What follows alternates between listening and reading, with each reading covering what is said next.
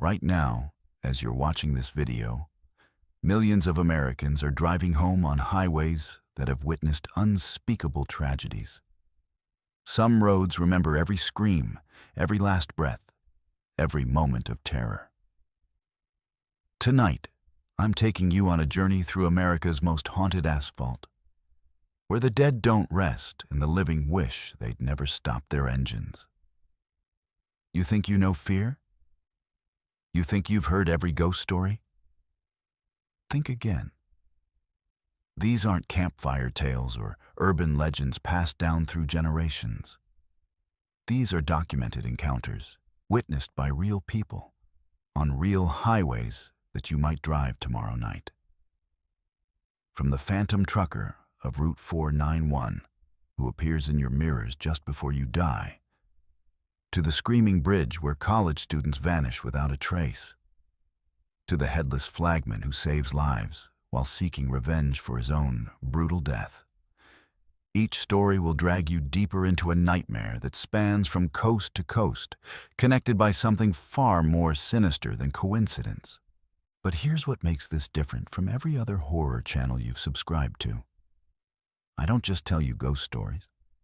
I take you inside the minds of the witnesses, into the police reports, into the very fabric of terror that these highways have woven into American folklore. If you're ready to discover why some roads should never be traveled alone, why certain exits should never be taken, and why the next time you see headlights in your rearview mirror at 3 a.m., you'll remember this moment. Then hit that subscribe button for verified fears right now, because once you start this journey with me, there's no turning back. Ring that notification bell, because trust me, you don't want to miss what's coming next. Are you ready to face the truth about what lurks on America's highways? Let's find out together. Let's move to our first story. And I want you to understand something right from the start. This isn't just another trucker ghost tale you've heard around truck stops. This is about Marcus "Big Mike" Rodriguez, a 23-year veteran of the long haul. A man who'd driven every godforsaken stretch of asphalt from Seattle to Miami and never believed in anything he couldn't see, touch, or fix with a wrench. Marcus was the kind of driver other truckers respected. Punctual, professional, and practical to his core. He'd laugh at the CB radio ghost stories, the tales of phantom hitchhikers and spectral semis that supposedly haunted America's highways. That skepticism kept him sane through decades of midnight runs until one October night on Route 491 in Colorado, when everything he thought he knew about the road changed forever. Route 491 has a history that most drivers prefer not to discuss. Originally designated as Highway 666, it earned the nickname the Devil's Highway, not just for its ominous number, but for the disproportionate number of fatal accidents that occurred along its 200-mile stretch through Colorado, New Mexico, and Utah. The highway was renumbered in 2003 after years of sign theft and mounting pressure from religious groups. But changing numbers doesn't erase the blood that's been spilled on that asphalt. Marcus knew the statistics. He'd driven 491 hundreds of times. But statistics never kept him awake at night. What happened on October 15, 2019, however, would haunt him for the rest of his life. It was 2:47 a.m. when Marcus pulled his Peterbilt 379 onto Route 491 southbound, hauling a load of construction equipment from Denver to Albuquerque. The night was clear, temperature hovering around 38 degrees, with that crisp mountain air that usually made driving a pleasure. His CB radio crackled with the usual late-night chatter. Drivers sharing weather reports, warning about speed traps, the comfortable camaraderie of the road. Sarah Chen, his regular dispatch operator, had checked in at 2:30 a.m., confirming his route and expected arrival time. Everything was routine. Everything was normal. until Marcus glanced in his passenger side mirror and saw the headlights. At first, there was nothing unusual about another semi running the same route.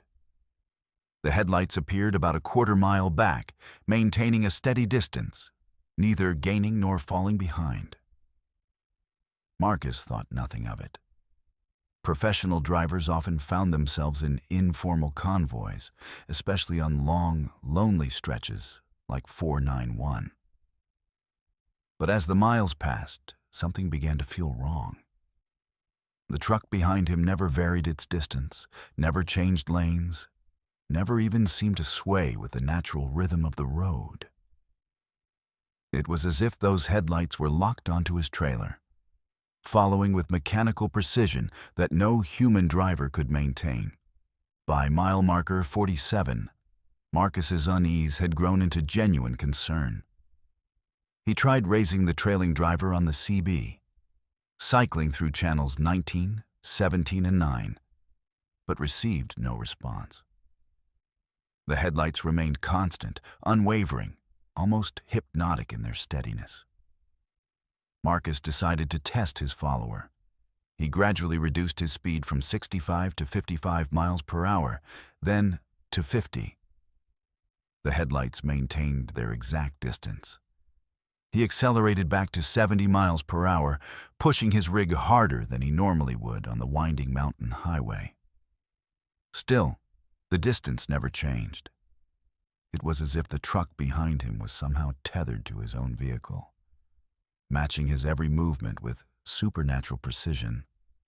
The first real sign that something was terribly wrong came at mile marker 52, when Marcus noticed that the headlights in his mirror were wrong. They weren't the standard round or rectangular beams of modern trucks.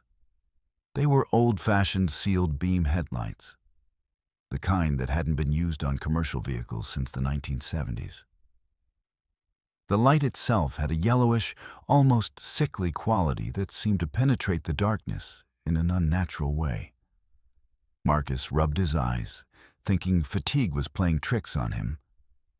But when he looked again, the lights were still there, still wrong, still following. At 3:15 a.m., Marcus made a decision that probably saved his life. He pulled into the Cortez truck stop at mile marker 61, hoping to force a confrontation with his mysterious follower. As he guided his Peterbilt into the parking area, he watched his mirrors intently, waiting to see what kind of truck had been shadowing him for the past 30 miles. But as he completed his turn into the truck stop, the headlights simply vanished. Not dimmed, not turned off. Vanished, as if they had never existed at all. Marcus sat in his cab for 20 minutes, engine idling, scanning the highway and the truck stop. But there was no sign of another vehicle anywhere. Shaken but determined to complete his run, Marcus pulled back onto Route 491 at 3:45 a.m. For the next 15 miles, the highway was empty, just the way he preferred it. His CB radio had gone silent. Not unusual for the late hour, but somehow the silence felt oppressive, as if the very air around his truck had thickened. Then, at mile marker 76, the headlights returned. This time, they appeared much closer, maybe 100 yards behind his trailer, and Marcus could swear he heard the deep rumble of a diesel engine that seemed to come from everywhere and nowhere at once.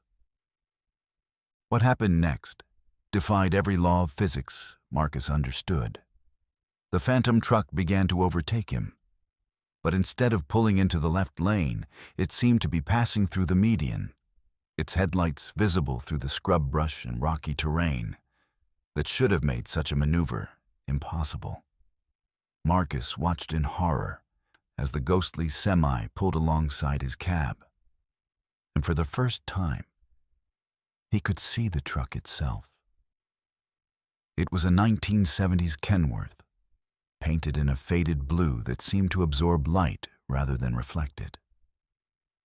The cab was dented and scarred, with what looked like bullet holes peppering the driver's side door. But it was the driver that made Marcus's blood freeze in his veins. The figure behind the wheel was barely human, a skeletal frame wrapped in the tattered remains of a flannel shirt, with empty eye sockets that somehow still managed to convey malevolent intelligence. The phantom driver turned to look directly at Marcus, and in that moment, Marcus heard a voice that seemed to come from inside his own head. "You're driving on my road now, boy.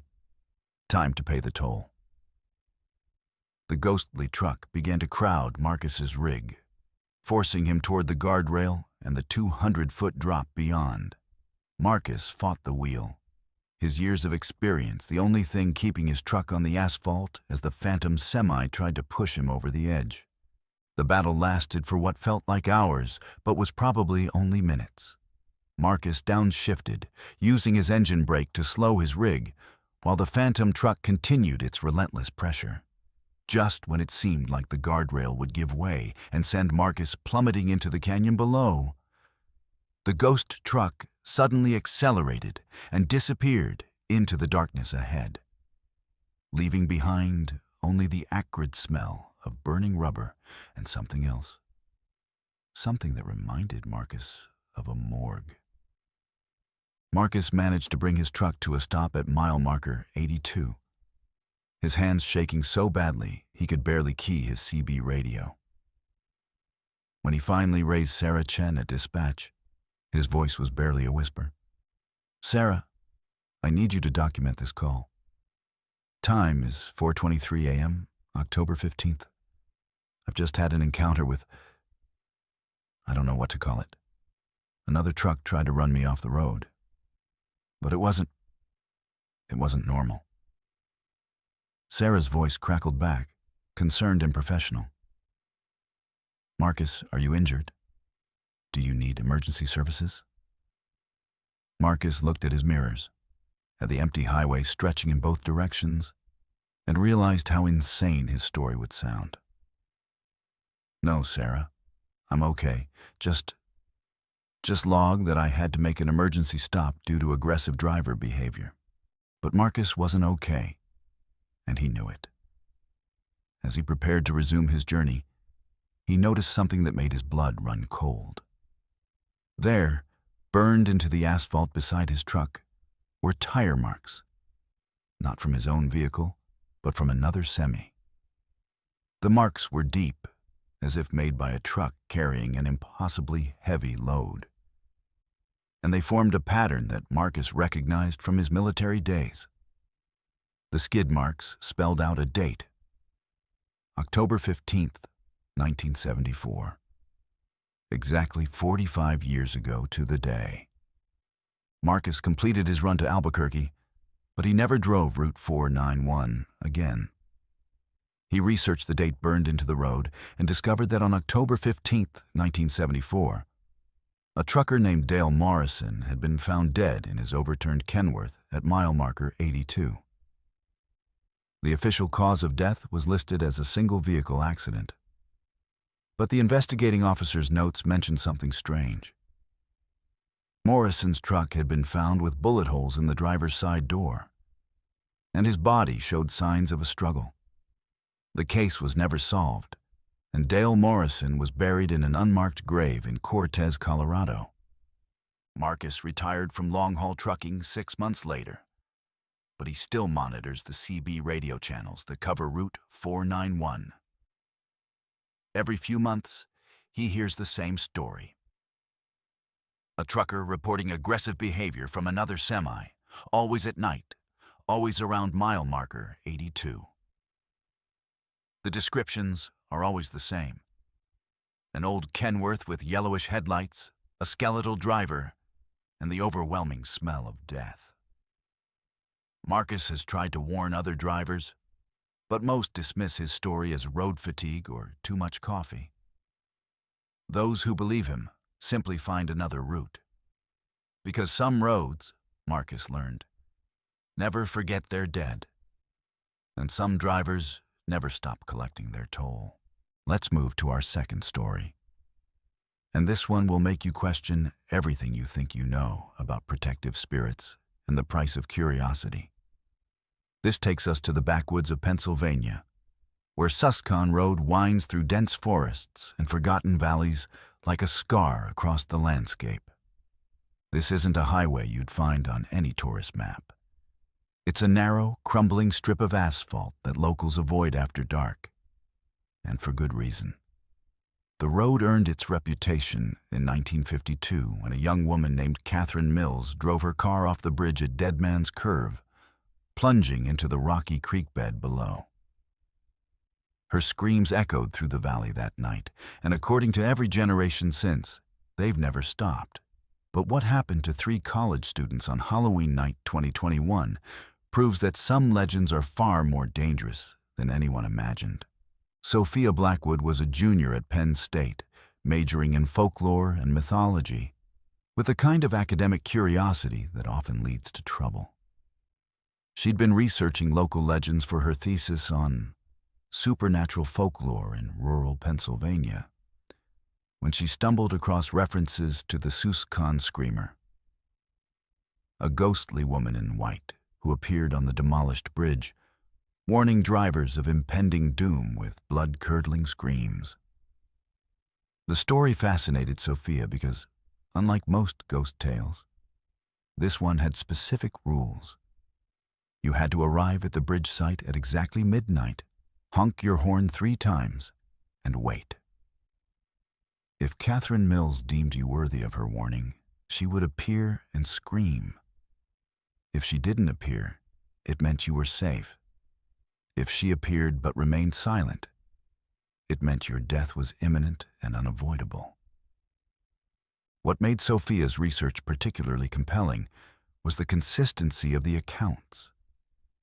Every witness described the same ritual, the same timing, the same bone-chilling scream that could shatter car windows and leave grown men weeping. The bridge itself had been demolished in 1987 after 3 separate fatal accidents in a single month. But the apparition continued to appear at the original location, standing on invisible stone arches that no longer existed. Local historian Margaret Kowalski had documented over 40 encounters since 1952, and in every case where Catherine Mills appeared but remained silent, the witness died within 72 hours. Car accidents, heart attacks, freak industrial accidents. Always something that could be explained away as coincidence. Sophia's academic interest became personal obsession when she discovered that her own great-grandmother, Helen Blackwood, had been one of Catherine Mills's victims. According to family records, Helen had encountered the silent screamer in 1963 and died 2 days later when her car's brakes failed on a steep hill. The official accident report noted that the brake lines had been severed, but the investigation concluded it was due to road salt corrosion. Sophia knew better. She understood that Catherine Mills wasn't just a warning system. She was a judge, jury, and executioner, deciding who lived and who died based on criteria that no living person understood. On Halloween night 2021, Sophia convinced her boyfriend Jake Morrison and their friend Destiny Kim to accompany her to Susquehanna Road for what she called field research. Jake was a psychology major who believed that ghost stories were manifestations of collective trauma, while Destiny studied engineering and approached the supernatural with scientific skepticism. Both agreed to the expedition more to humor Sophia than out of any genuine belief in the legend. They drove Jake's Honda Civic through the winding mountain roads, following Sophia's hand-drawn map to the exact coordinates where the bridge had once stood. The location was eerily preserved, as if time had stopped the moment the bridge was demolished. The old stone abutments still jutted from either side of Willow Creek, connected by nothing but 30 feet of empty air and decades of accumulated dread. Ancient oak trees formed a natural cathedral around the site, their bare branches creating twisted shadows in the moonlight.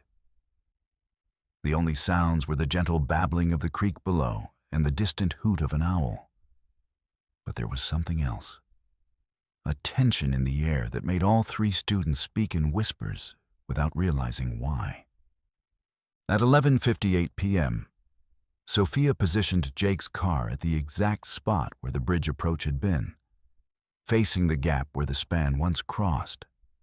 She had researched the ritual extensively, cross-referencing multiple sources to ensure they followed the protocol precisely. The horn had to be honked 3 times in quick succession. Then they had to wait in complete silence for exactly 3 minutes. If Catherine Mills appeared, they were to remain in the car no matter what happened. If she screamed, they were safe. If she remained silent, they had 72 hours to live. As the dashboard clock clicked to midnight, Sophia reached across Jake and pressed the horn 3 times. The sound echoed through the valley with unnatural resonance, as if the very air was amplifying the signal. Then came the waiting. Jake gripped the steering wheel with white knuckles, while Destiny held her phone ready to record whatever happened next. Sophia stared intently at the empty space where the bridge should have been, her heart pounding so hard she was sure the others could hear it. At 12:01 a.m., the temperature inside the car dropped 20 degrees in an instant. Their breath became visible, and frost began forming on the windows despite the mild October weather. The creek below stopped babbling, as if the water itself was holding its breath. Then, in the space between the stone abutments, a figure began to materialize. She appeared slowly, like a photograph developing in a dark room, becoming more solid with each passing second. Catherine Mills was exactly as the witnesses had described her. A young woman in her early 20s, wearing a white dress that seemed to glow with its own inner light. Her dark hair hung in wet strands around her face, and her eyes held the kind of sadness that comes from decades of unwilling servitude to forces beyond comprehension. She stood on the invisible bridge as if the stone and steel were still there, her bare feet positioned precisely where the roadway would have been. For a moment, she simply stared at the 3 students, her expression unreadable. Then Catherine Mills opened her mouth, and the scream that emerged was unlike anything any of them had ever heard. It wasn't just loud, it was a sound that seemed to bypass the ears and strike directly at the soul. The car windows didn't just crack, they exploded inward, showering the students with safety glass. The scream contained layers of anguish, rage, and warning that spoke to something primal in the human psyche. It was the sound of every mother who had lost a child, every lover who had been betrayed, every innocent who had died before their time.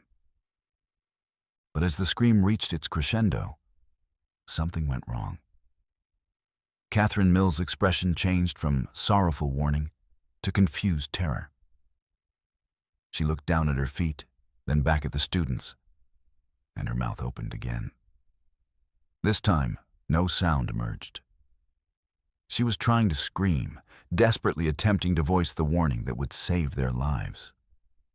But she had been silenced by some force more powerful than her own ghostly will.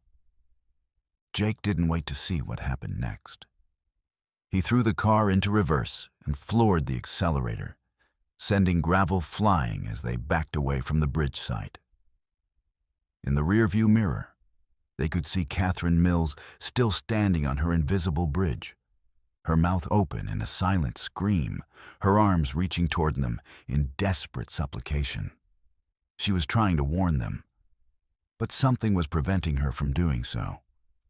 The drive back to campus was conducted in terrified silence. None of them spoke about what they had witnessed until they reached Jake's dorm room, where they sat in stunned contemplation of what the silent scream might mean.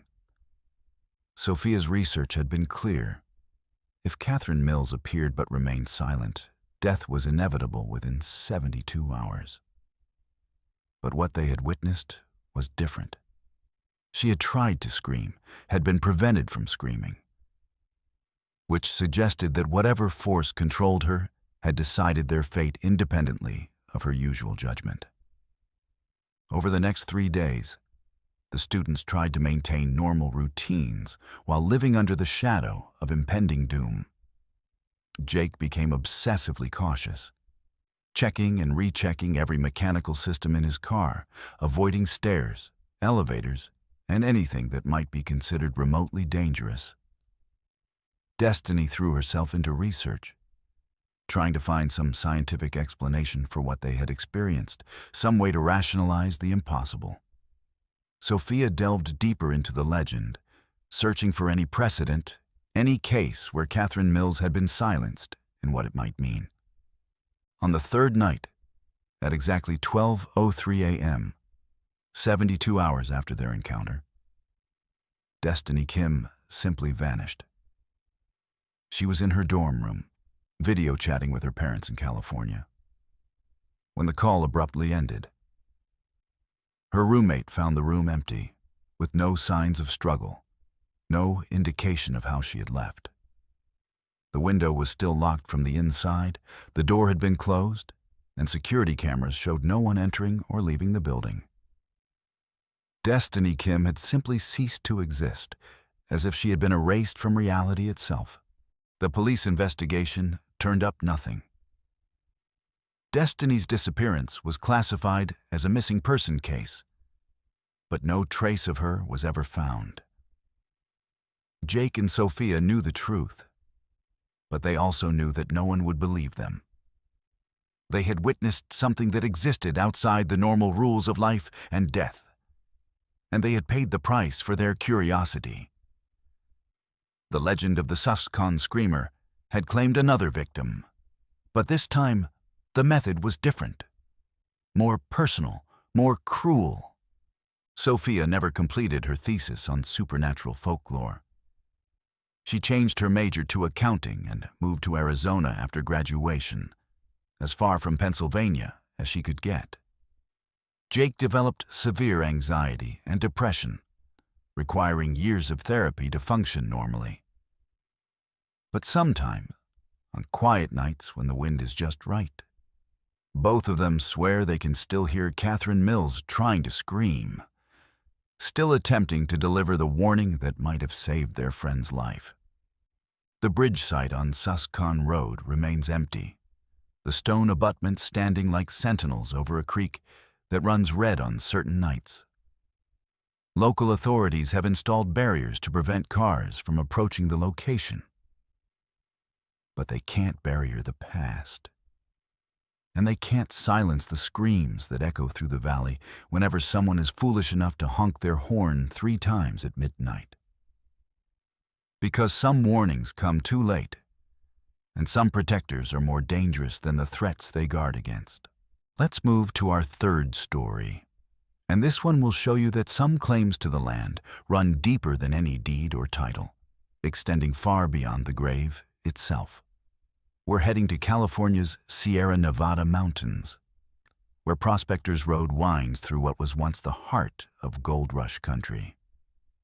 This isn't the romanticized version of the 1849 gold fever that you see in movies.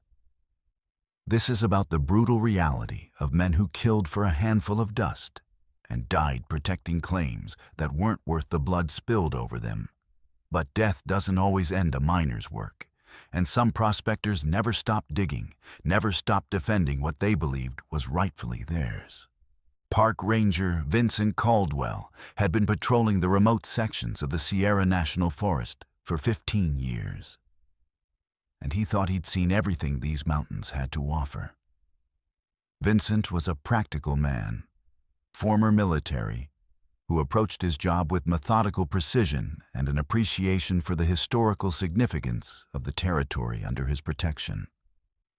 The stretch of Prospector's Road that fell under his jurisdiction was a narrow, winding dirt track that connected several abandoned mining sites from the 1850s, places where fortunes had been made and lost, where men had lived and died in pursuit of gold that had long since been extracted from the earth. Dr. Rebecca Santos was a historian from UC Berkeley, specializing in gold rush-era labor disputes and mining claim conflicts. She had requested permission to conduct research in the remote sections of the forest, specifically focusing on a series of violent incidents that had occurred along Prospectors Road between 1851 and 1853.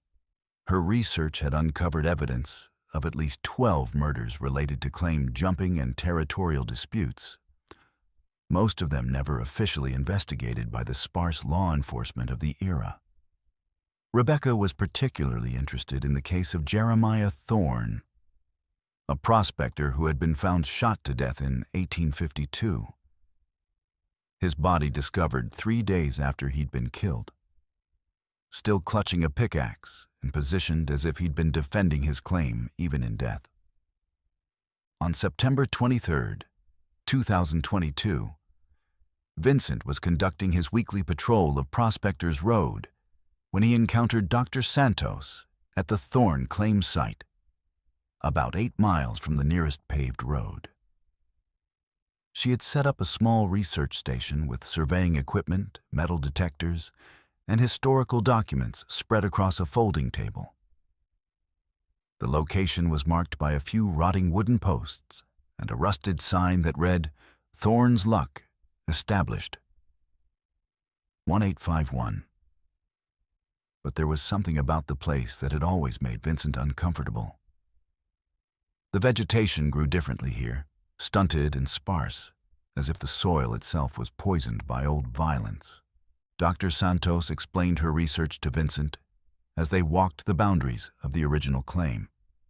According to her documents, Jeremiah Thorne had discovered a particularly rich vein of gold in the creek that ran through this section of the mountain.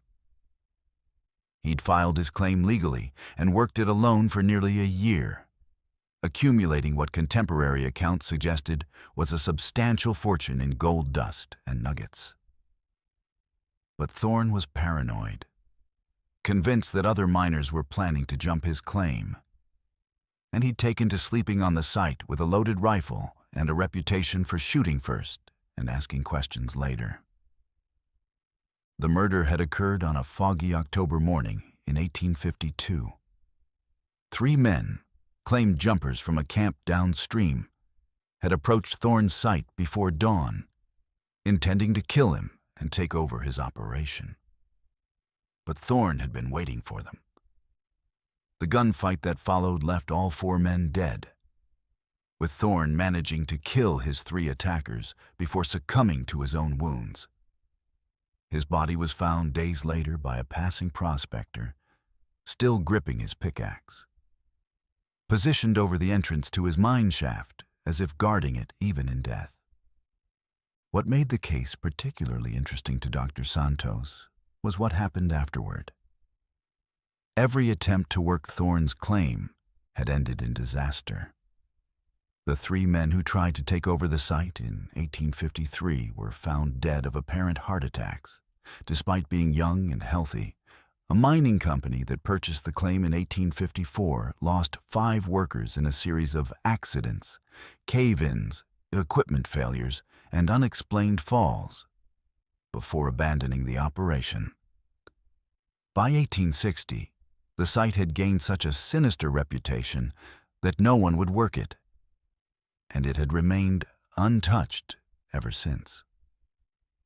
As Vincent and Dr. Santos discussed the historical significance of the site, they began to notice something strange. The forest around them had gone completely silent. No bird songs, no insect buzzing, no rustling of small animals in the underbrush. The temperature had dropped noticeably despite the afternoon sun, and there was a smell in the air that Vincent couldn't identify. Something metallic and organic, like old blood mixed with fresh earth. Dr. Santos was taking photographs of the claim markers when she stopped suddenly, her camera frozen halfway to her face. "Did you hear that?" she whispered, her voice barely audible. Vincent strained his ears, and then he heard it too. A rhythmic tapping sound, like metal striking stone, coming from somewhere beneath their feet. The sound was faint but persistent, following a pattern that suggested deliberate, methodical work. It was the unmistakable sound of a pickaxe biting into rock. But there was no one else in the area, and the nearest active mining operation was over 50 miles away. The tapping continued for several minutes, growing gradually louder and more insistent. Vincent checked his radio, thinking the sound might be some kind of interference, but the device was silent. Dr. Santos had gone pale, her academic composure cracking as she realized that her historical research was becoming a very real and present danger. The sound seemed to be moving, following the old creek bed that ran through Thorne's claim, as if someone was working their way along the original vein of gold. Then came the voice, a harsh whisper that seemed to emerge from the very ground beneath their feet. "Get off my claim." The words were clear and unmistakable, spoken with the kind of authority that comes from absolute conviction. Vincent's hand instinctively moved to his service weapon. But what could he arrest? What could he shoot? The voice came again, louder this time, with an edge of violence that made both researchers step backward. "This is my gold, my claim, my mountain." Dr. Santos tried to maintain her scientific objectivity, pulling out a digital recorder and attempting to document what they were experiencing. But as she raised the device, the tapping sound stopped abruptly, replaced by a silence so complete it felt oppressive. The air grew thick and heavy, as if a storm was approaching, but the sky remained clear. Then, from the direction of the old mine shaft, came the sound of footsteps. Heavy boots on rocky ground, moving with the deliberate pace of someone who knew exactly where they were going. Vincent grabbed Dr. Santos by the arm and began backing toward their vehicles. But the footsteps followed them, maintaining a constant distance of about 20 feet. They couldn't see anyone, but they could hear the crunch of gravel, the scrape of metal against stone, and something else. Labored breathing, as if whoever was following them was carrying a heavy burden. The smell of old blood grew stronger, mixed now with the acrid scent of gunpowder and something that reminded Vincent of his military days, the unmistakable odor of violent death. As they reached Vincent's Ranger vehicle, Dr. Santos made a crucial mistake. She turned to look back at the claim site, and what she saw made her scream. Standing among the rotting claim posts was the figure of a man. Tall, gaunt, wearing the rough clothes of a 1850s prospector. His face was partially obscured by a wide-brimmed hat, but they could see enough to know that this was not a living person. His skin had the gray pallor of old corpse, and there were dark stains across his chest that could only be dried blood. In his hands, he carried a pickaxe that gleamed with an unnatural light, as if it had been forged from something other than ordinary steel. The phantom prospector raised his pickaxe and pointed it directly at Dr. Santos, and when he spoke, his voice carried across the distance with supernatural clarity. "You want to know about my claim? You want to dig up my secrets? Then stay and work. Stay and dig. Stay and die like the others." The figure began walking toward them, not with the shambling gait of a movie zombie, but with the determined stride of a man who had work to finish and wouldn't be deterred by something as trivial as death. Vincent didn't wait to see what would happen next. He shoved Dr. Santos into the passenger seat of his vehicle and gunned the engine, sending gravel flying as they raced down Prospector's Road toward the main highway. In his rearview mirror, he could see the phantom prospector standing in the middle of the road, still pointing his pickaxe in their direction, growing smaller, but somehow no less menacing as the distance increased. They drove in silence for the first 10 miles, both trying to process what they had experienced. Dr. Santos was the first to speak, her voice shaky but determined. "We have to go back. This is the discovery of a lifetime. Documented evidence of post-mortem consciousness, of territorial behavior extending beyond biological death." But Vincent was already shaking his head. He'd seen enough combat to recognize a threat when he encountered one, and everything about Jeremiah Thorne's phantom screamed danger. When they reached the ranger station, Vincent filed a report recommending that the Thorne claim site be declared off-limits to researchers and hikers. He cited unstable ground conditions and potential environmental hazards, but he knew the real reason. Some places were meant to remain undisturbed. Some claims were still being worked by miners who would never accept that their time was over. Dr. Santos returned to Berkeley and tried to organize a follow-up expedition, but she found it impossible to recruit volunteers. Word had spread through the academic community about her experience on Prospector's Road, and while some colleagues expressed interest in her findings, none were willing to risk a personal encounter with Jeremiah Thorne's ghost. Her research remained incomplete, her evidence dismissed as stress-induced hallucination by skeptical peers. But Vincent continued his patrols of the area, and over the following months, he documented a pattern of strange incidents. Hikers reported hearing pickaxe sounds and whispered warnings to stay away. Metal detectorists found their equipment malfunctioning in specific areas around the old claim.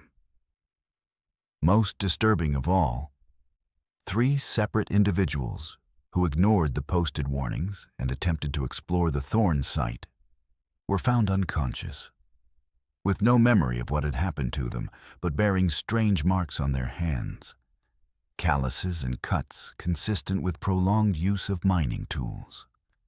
Vincent realized that Jeremiah Thorne wasn't just defending his claim anymore. He was recruiting workers, trying to force the living to complete the work that death had interrupted. The phantom prospector had found a way to continue his mining operation, using unwilling laborers who had no choice but to dig until they collapsed from exhaustion or worse. The Thorne claim site remains officially closed to the public, marked with warnings about unstable ground and environmental hazards.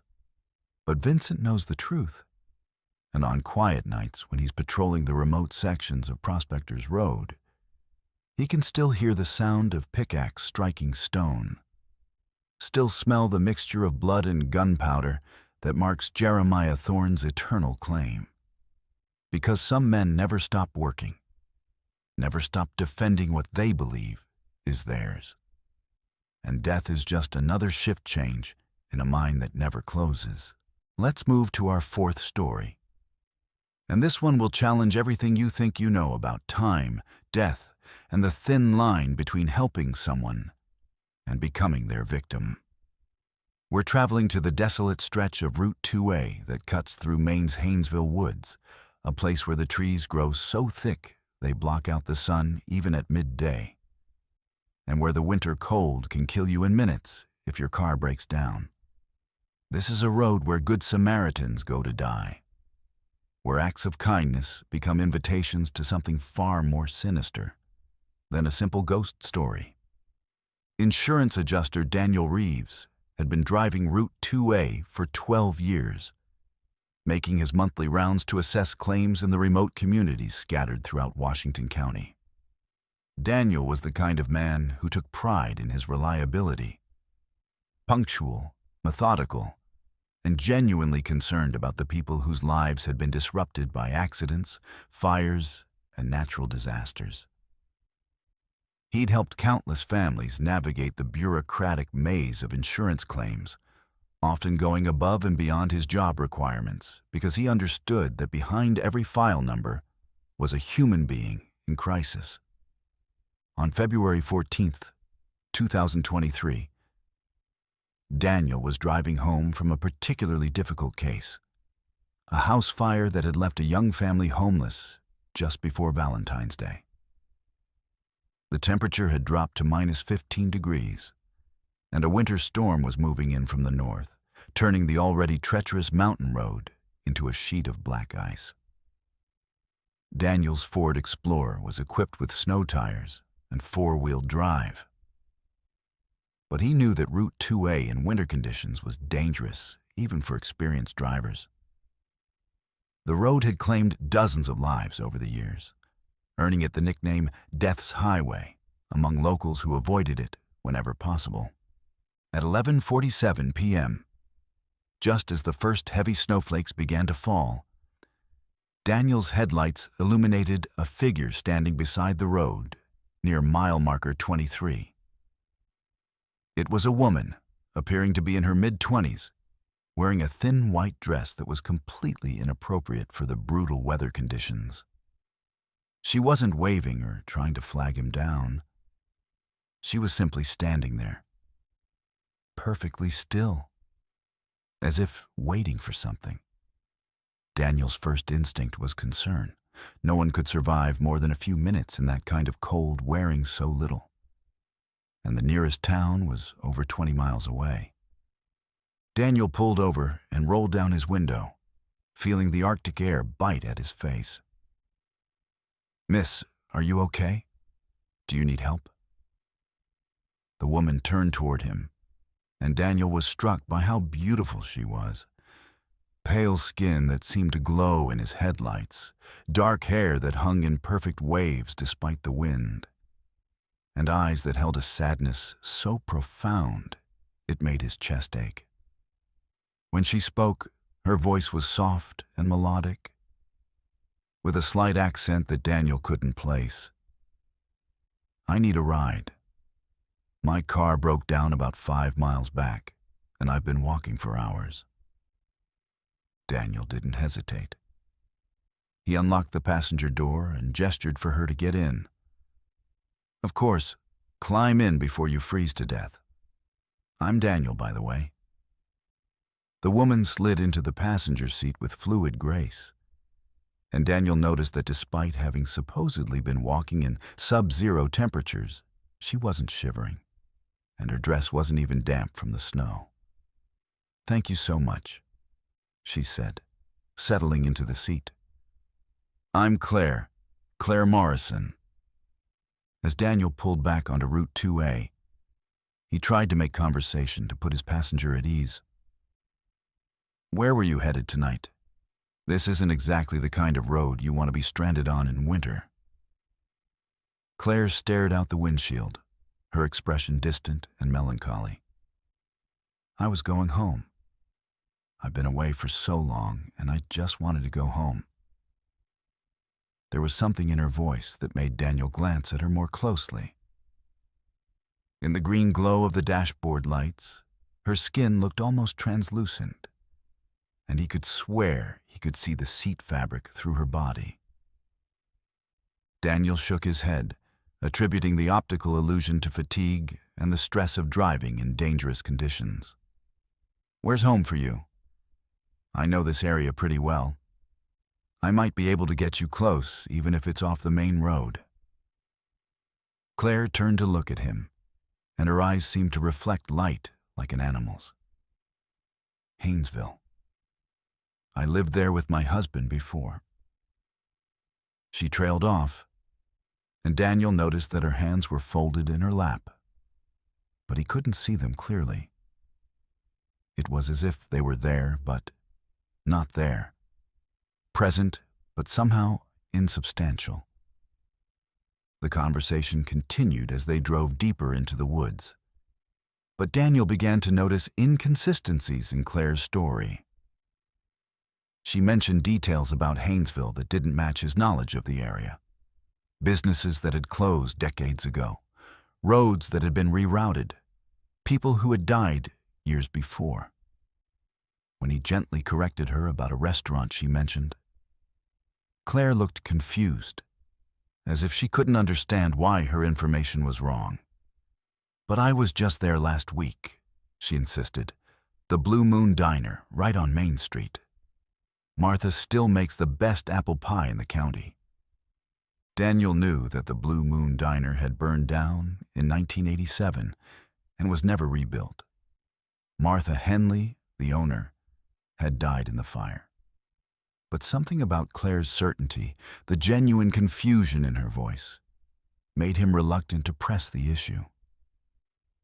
Instead, he focused on driving, fighting the increasingly treacherous road conditions as the storm intensified. The snow was falling so heavily now that his wipers could barely keep the windshield clear, and the wind was howling through the trees with a sound like tortured souls. At 12:23 a.m., Claire suddenly became agitated. "Stop the car," she said urgently. "You need to stop the car right now."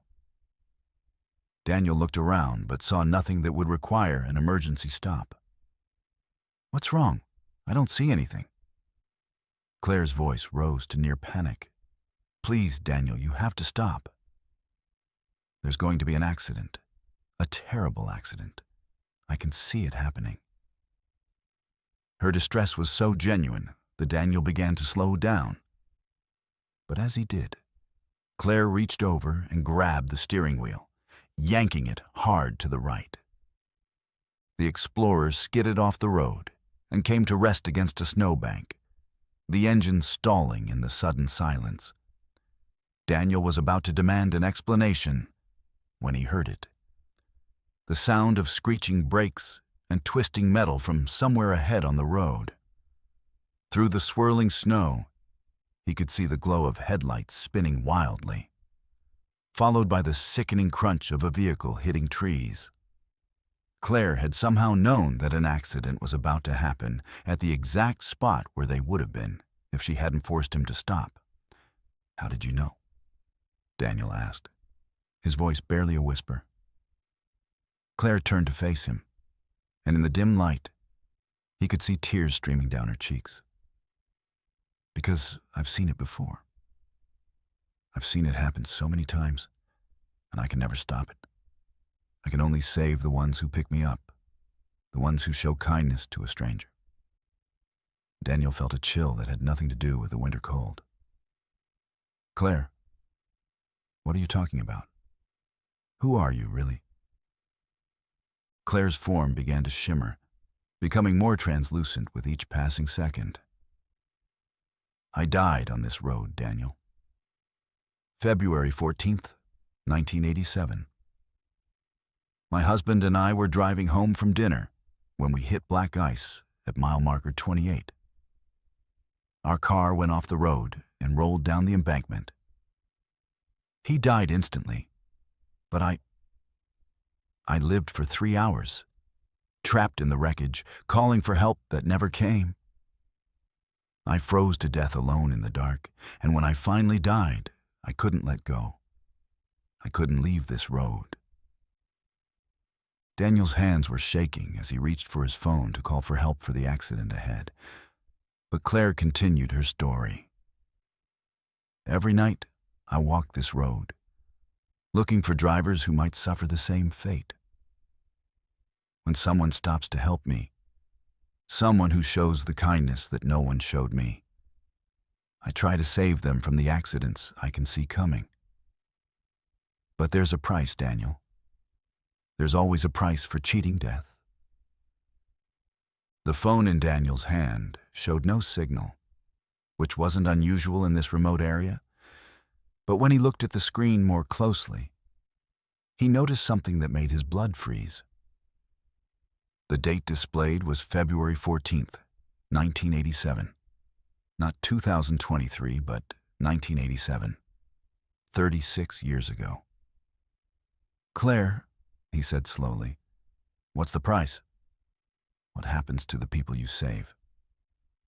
Claire's form was becoming more ethereal by the moment, her voice fading like an echo. "Time, Daniel. Time is the price. You can't cheat death without giving up something in return. I saved you from that accident. But now you're here with me, in my time, in my moment of death. You're trapped in February 14th, 1987, just like I am. You'll live this night over and over, helping me save other drivers until someone else takes your place. Daniel looked at his reflection in the rear-view mirror and saw that his face was already beginning to change, becoming paler, more translucent. His warm breath was no longer fogging in the cold air, and he could feel his body temperature dropping to match the winter night. "How long?" he asked. "How long do I have to do this?" Claire's voice was barely audible now, a whisper carried on the wind. "Until someone else shows the same kindness you did. Until another good Samaritan stops to help a stranger on a cold night. Then you can rest, and they'll take your place." That's how it works, Daniel. That's how it's always worked. Daniel tried to start the Explorer, but the engine wouldn't turn over. And the fuel gauge showed empty, even though he'd filled the tank that morning. His phone was dead, the battery drained despite being fully charged when he'd left home. He was stranded on Route 2A in 1987, with no way to call for help, no way to get home, no way to escape the endless loop of February 14th. As the hours passed, Daniel began to understand his new existence. He would walk the road, appearing to drivers as a stranded motorist in need of help. Those who stopped, who showed kindness to a stranger, would be saved from accidents he could somehow foresee. But they would also be trapped, forced to take his place in the endless cycle of death and salvation that had claimed Claire Morrison 36 years ago.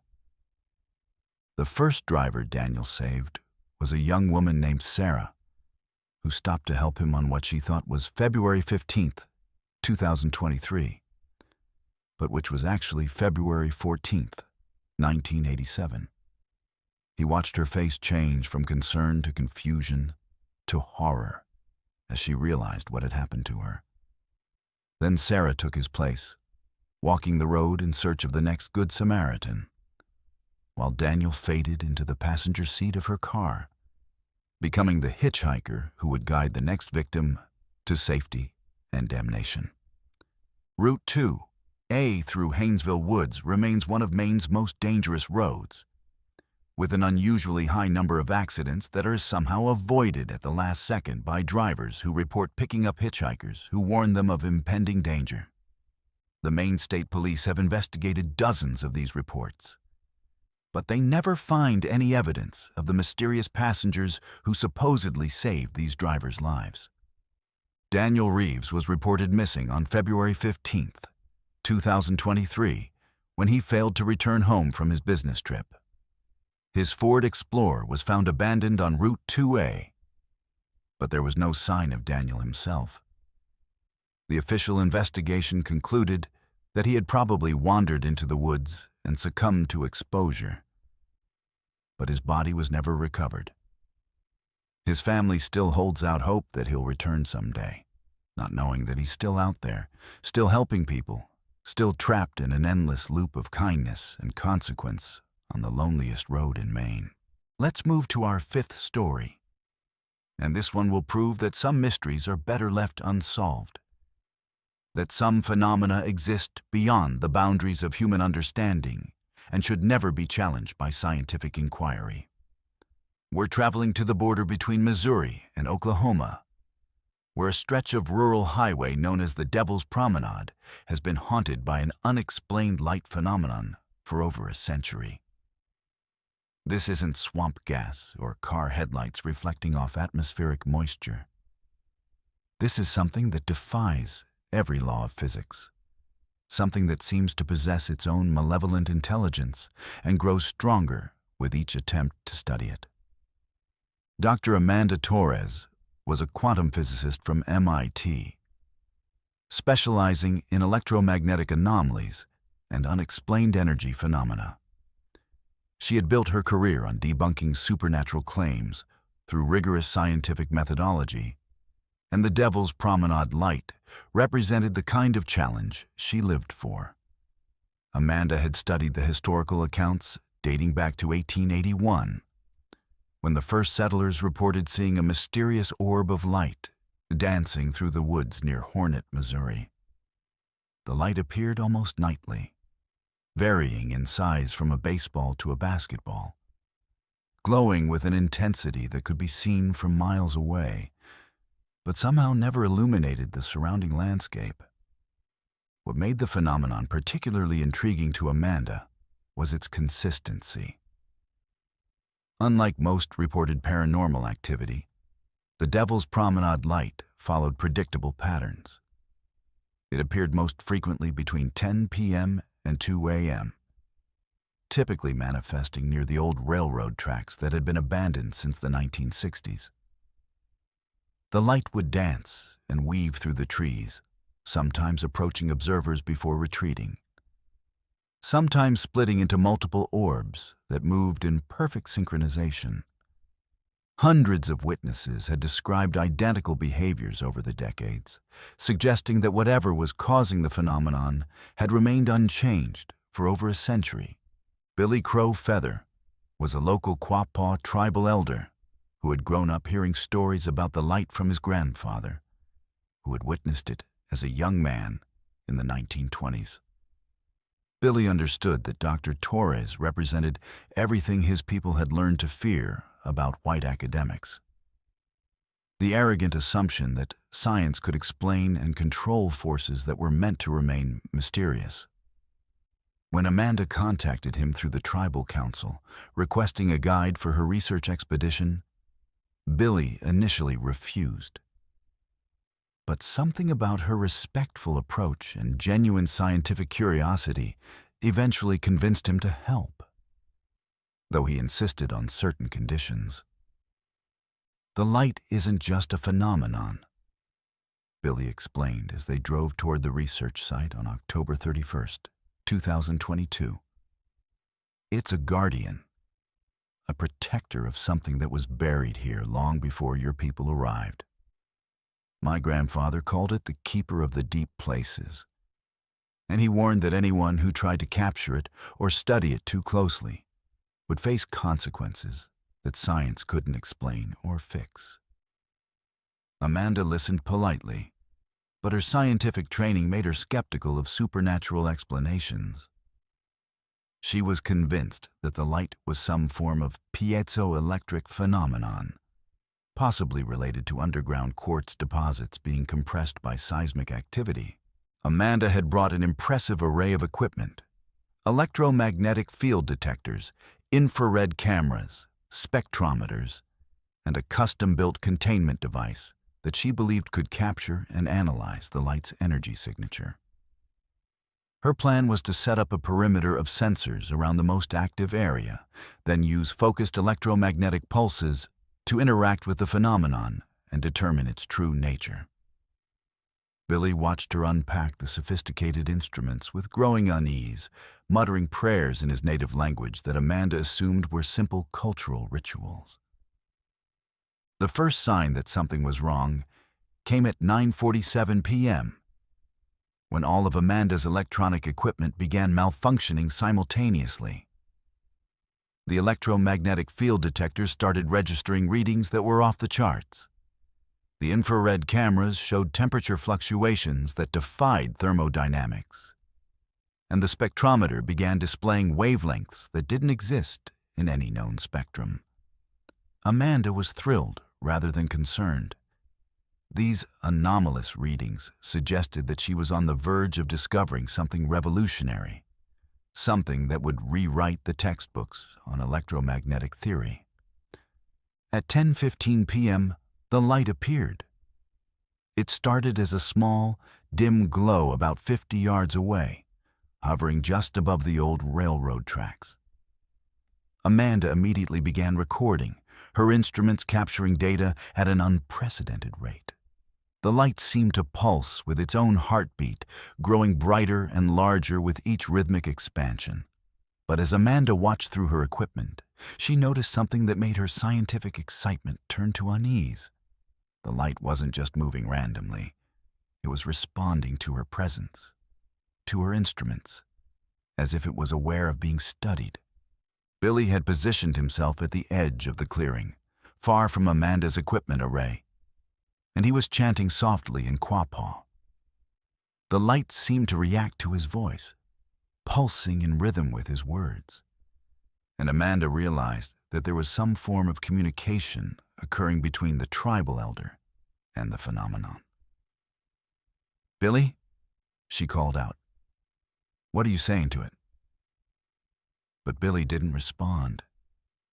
His eyes had rolled back in his head, and he was speaking in a voice that didn't sound entirely his own. The light began to move closer, and Amanda's instruments registered energy levels that should have been impossible. The electromagnetic readings were so intense that her equipment should have been fried. But instead, it seemed to be drawing power from the phenomenon itself. The light was feeding her machines, giving them the energy they needed to study it, as if it wanted to be analyzed, wanted to be understood. Amanda was so focused on her data that she didn't notice the changes beginning to occur in her own body. At 11:23 p.m., the light suddenly expanded to the size of a small building, engulfing Amanda and her equipment in a brilliant white radiance that somehow cast no shadows. Inside the light, Amanda found herself in a place that existed outside normal space and time. She could see the history of the area unfolding around her. Native American burial grounds, Spanish conquistadors searching for gold, Civil War battles, and the construction of the railroad that had disturbed something ancient and powerful sleeping beneath the earth. The light wasn't just a phenomenon. It was a consciousness, an entity that had been awakened by human activity and had been trying to communicate for over a century. It showed Amanda visions of the deep places beneath the earth, caverns filled with crystalline formations that pulsed with their own inner light, chambers where time moved differently and the laws of physics were merely suggestions. The entity had been trying to warn people away from these places, trying to protect both the surface world and the realm below from the catastrophic consequences of their intersection. But Amanda's scientific instruments had done something unprecedented. They had created a bridge between the two realms, a conduit that allowed the entity to manifest more fully in the physical world. As the light poured into her equipment, Amanda felt it pouring into her as well, rewriting her cellular structure, transforming her from a human being into something that could exist in both dimensions simultaneously. The process was excruciating and ecstatic at the same time, like being torn apart and rebuilt at the molecular level. Billy's chanting grew more urgent, and Amanda realized that he was trying to perform some kind of cleansing ritual, attempting to sever the connection between her and the entity before the transformation became irreversible. But it was too late. The light had found what it had been searching for, a human consciousness sophisticated enough to understand its nature, someone who could serve as a permanent bridge between the worlds. Amanda felt her individual identity dissolving, becoming part of something vast and ancient and utterly alien. When the light finally receded at 2:17 a.m., Billy found Amanda standing motionless in the center of her destroyed equipment. Her eyes glowed with the same ethereal radiance as the phenomenon. And when she spoke, her voice carried harmonics that no human throat could produce. "I understand now," she said. But the words seemed to come from everywhere and nowhere at once. "I can see the deep places, the chambers beneath the earth where time flows backward and light has weight. The entity isn't malevolent. It's trying to protect us from something much worse." Billy approached her carefully. recognizing the signs of spiritual possession that his grandfather had described. "Dr. Torres, you need to fight this. You need to remember who you are, remember your world." But Amanda shook her head, and the movement sent ripples of light through the air around her. "I can't go back, Billy. I've seen too much, become too much. The entity needs someone who can exist in both realms, someone who can stand guard at the threshold. That's my purpose now." Over the following weeks, Billy watched Amanda's transformation accelerate. She stopped eating, stopped sleeping, stopped engaging in any recognizably human behavior. Instead, she would stand in the woods near the old railroad tracks, her body glowing with increasing intensity, serving as a beacon for the entity that had claimed her. The Devil's Promenade light still appeared, but now it was accompanied by a second light, Amanda herself, transformed into a guardian of the deep places. The official investigation into Amanda's disappearance concluded that she had suffered some kind of psychological breakdown and wandered into the wilderness, where she presumably died of exposure. Her equipment was found destroyed by what appeared to be a massive electrical surge, and her research notes were filled with increasingly incoherent references to dimensional bridges and crystalline consciousness.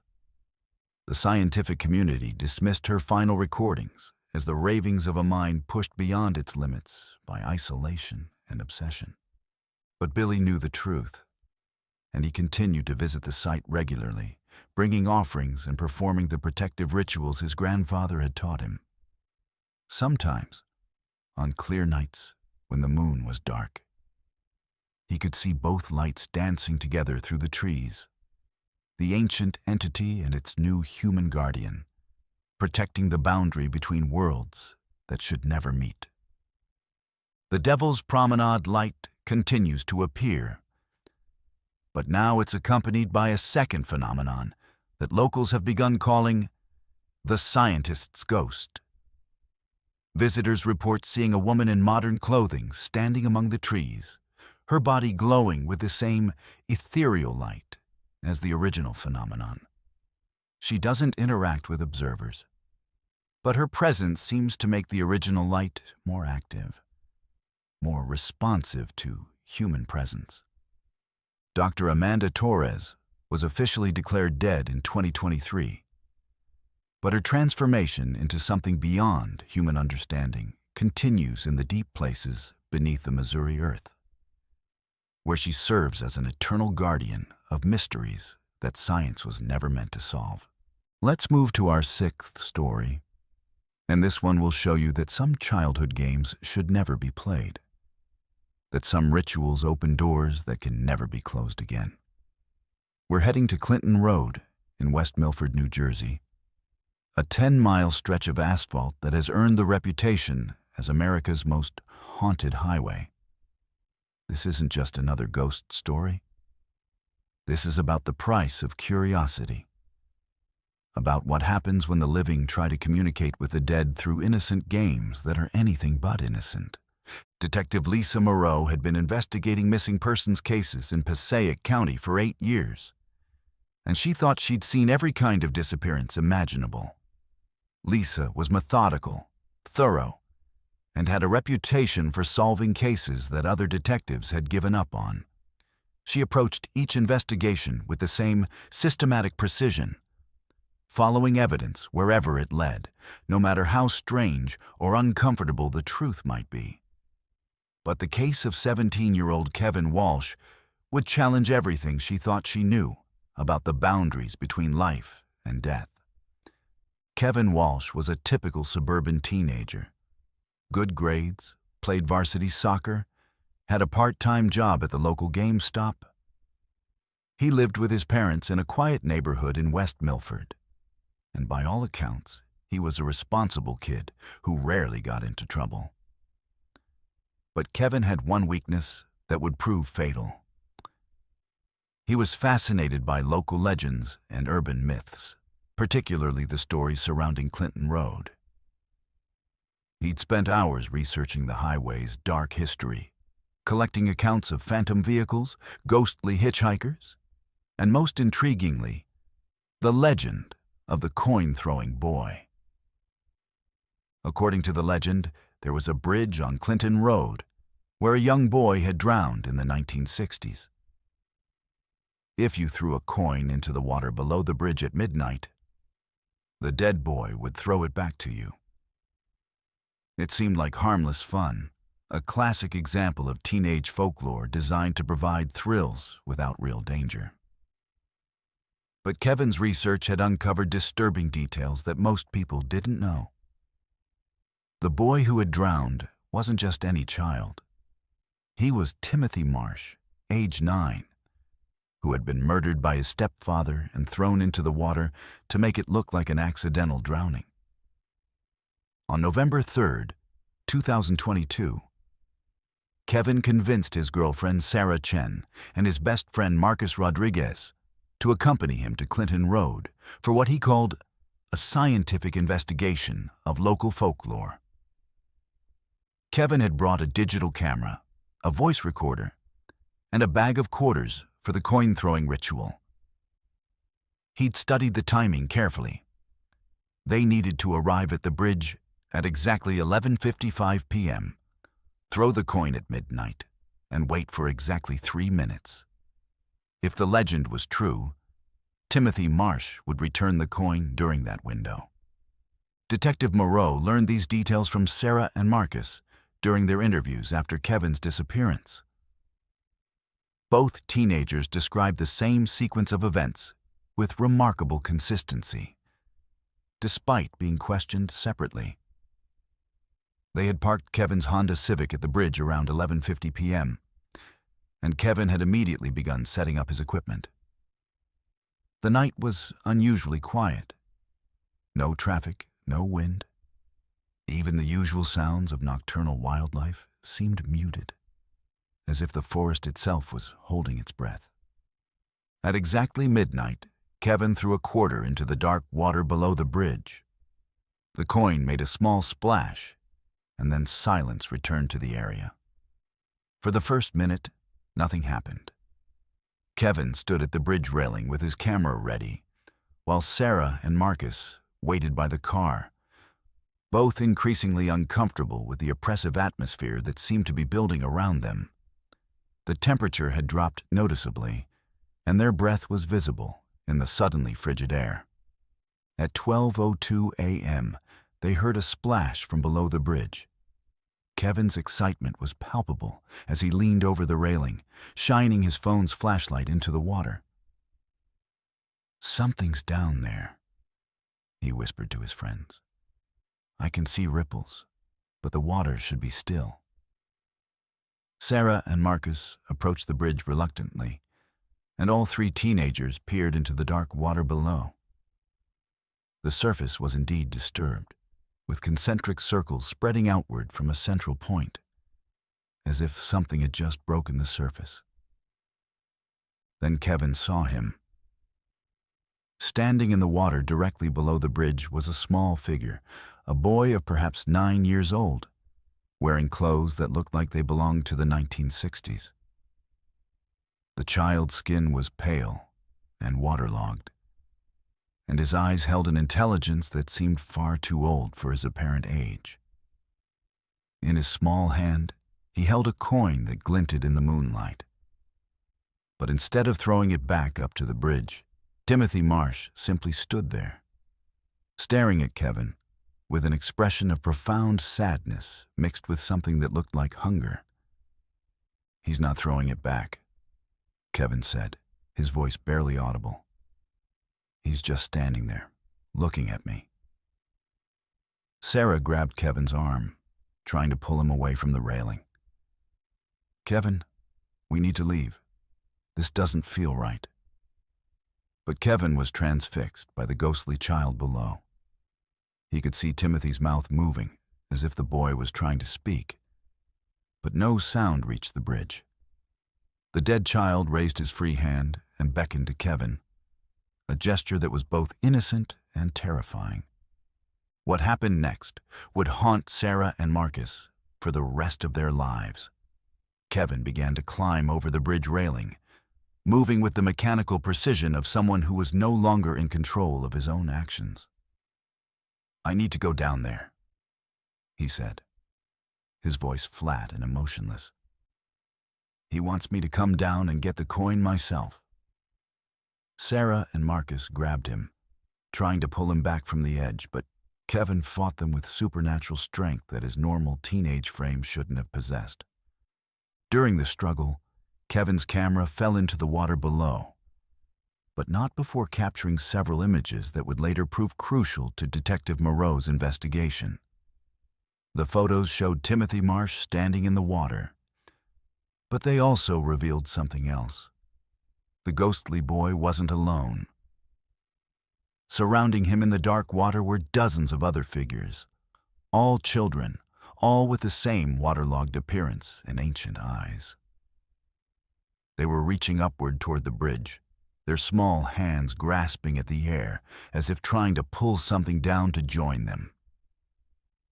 Kevin broke free from his friend's grip and jumped into the water below. Sarah and Marcus heard the splash, followed by Kevin's voice calling out in excitement, "I can see them all. There are so many of them down here." But when they shined their phone lights into the water, they saw only ripples spreading across the surface. Kevin had vanished completely, as if the water had swallowed him without a trace. Sarah immediately called 911, and within an hour, the area was swarming with emergency responders. Divers searched the water throughout the night. But the creek below the bridge was only 4 feet deep, not nearly deep enough for someone to drown, let alone disappear completely. The search expanded to include the surrounding woods, with tracking dogs and thermal imaging equipment. But no trace of Kevin Walsh was ever found. Detective Moreau took over the case the following morning, and her investigation revealed disturbing patterns that went back decades.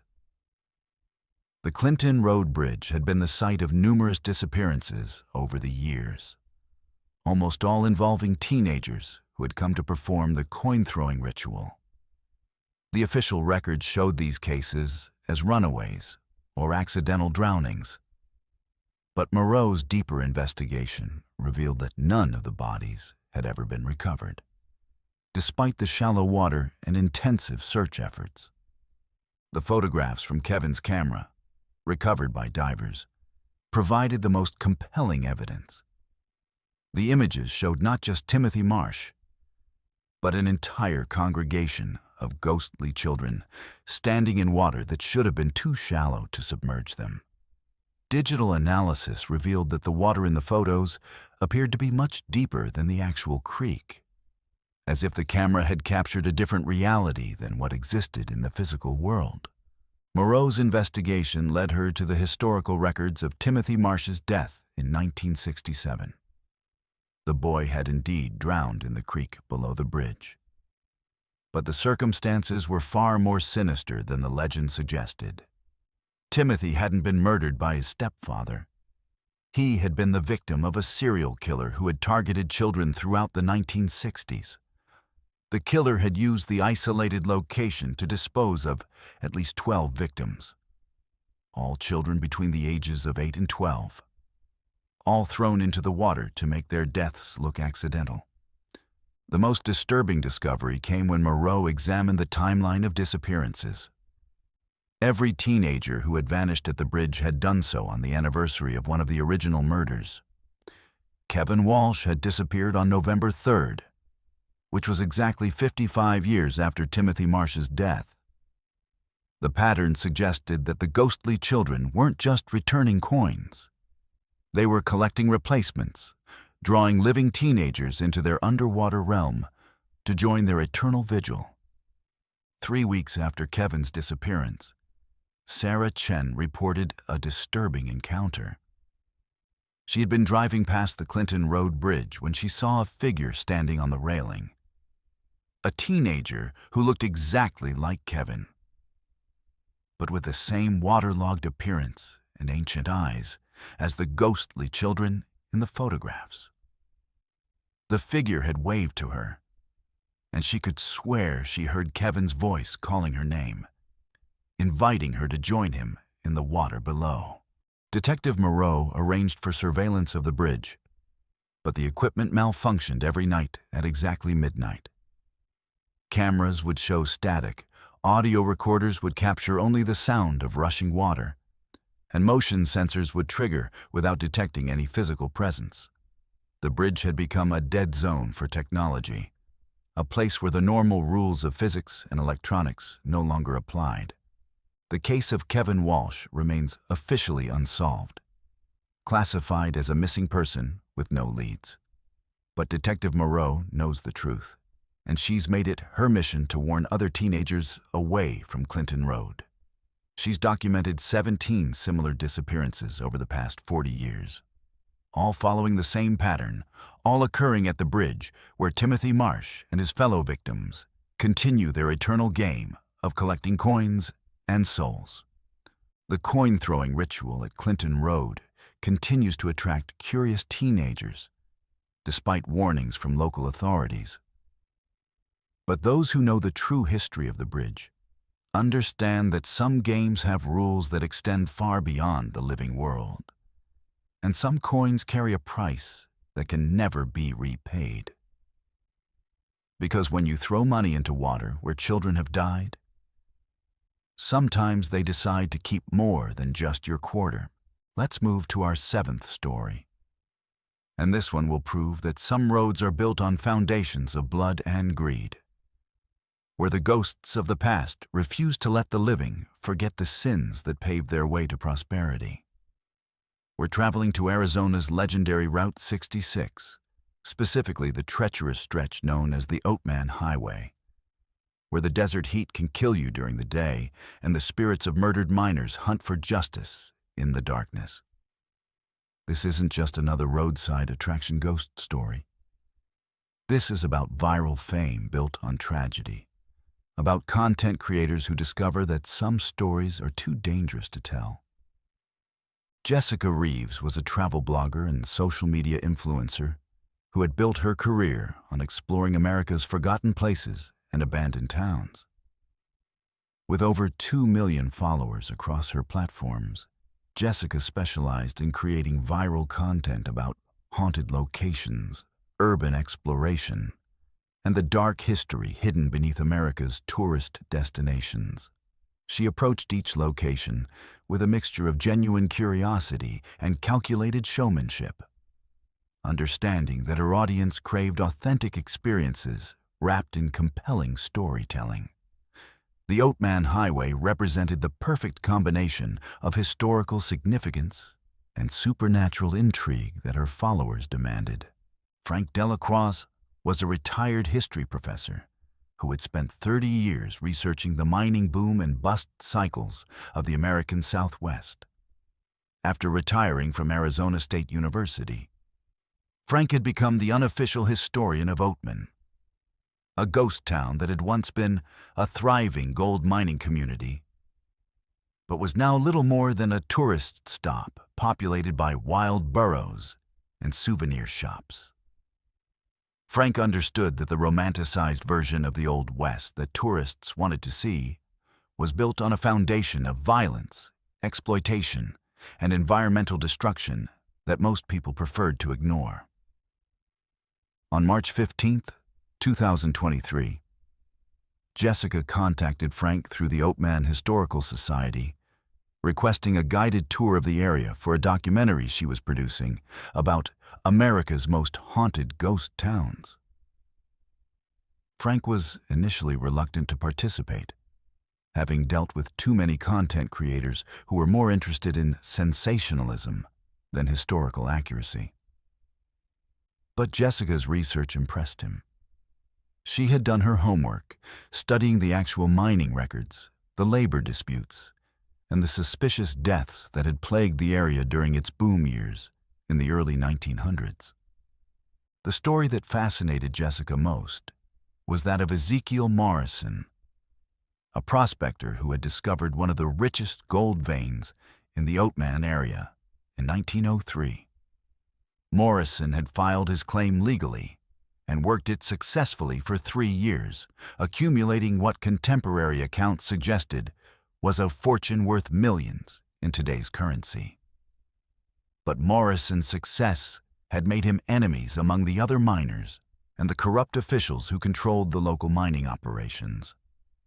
In 1906, Morrison was found dead in his mine shaft, officially ruled an accident caused by a cave-in. But witnesses reported seeing him arguing with 3 men the night before his death. What made Morrison's story particularly compelling was what happened after his death. Every attempt to work his claim had ended in disaster. Cave-ins, equipment failures, and mysterious accidents that killed or injured anyone who tried to extract gold from Morrison's mine. By 1910, the site had gained such a sinister reputation that no one would work it, and it remained abandoned even as other claims in the area continued to produce. Local miners began reporting sightings of Morrison's ghost, a tall figure in mining clothes who would appear at the entrance to his old claim, warning trespassers away with violent gestures. Jessica's plan was to spend 3 days in Oatman, documenting the town's history and exploring the abandoned mining sites, with Morrison's claim as the centerpiece of her investigation. She had brought professional camera equipment, drone technology for aerial footage, and sophisticated audio recording devices designed to capture electronic voice phenomena. Frank agreed to serve as her guide, but he insisted on certain conditions. They would respect the historical sites, avoid disturbing any artifacts, and maintain appropriate reverence for the people who had lived and died in the area. The first day of filming went smoothly, with Jessica creating engaging content about the town's history and the challenges faced by the miners who had worked the harsh desert environment. Frank proved to be an excellent interview subject, providing historical context and personal anecdotes that brought the past to life for Jessica's audience. But as they prepared to visit Morrison's claim on the second day, Frank noticed changes in the environment that made him increasingly uncomfortable. The desert around Morrison's claim was unnaturally quiet. No bird songs, no insect buzzing, no rustling of small animals in the scrub brush. The temperature seemed to fluctuate wildly, dropping from the normal March heat to an almost winter-like chill whenever they approached the mine entrance. Most disturbing of all, Jessica's electronic equipment began malfunctioning in ways that Frank had never seen before. Cameras would focus on empty air, as if tracking movement that wasn't visible to the human eye. And audio recorders would pick up sounds that resembled pickaxes striking stone, even though no one was working in the area.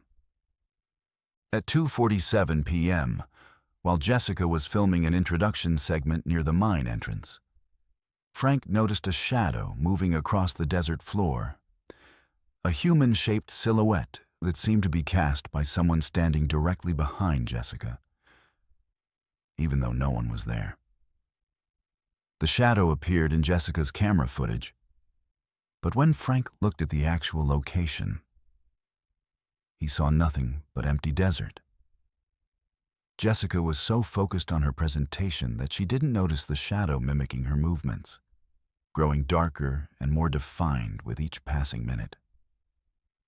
The first direct encounter occurred at 4:15 p.m., when Jessica was using her drone to capture aerial footage of the mining claim.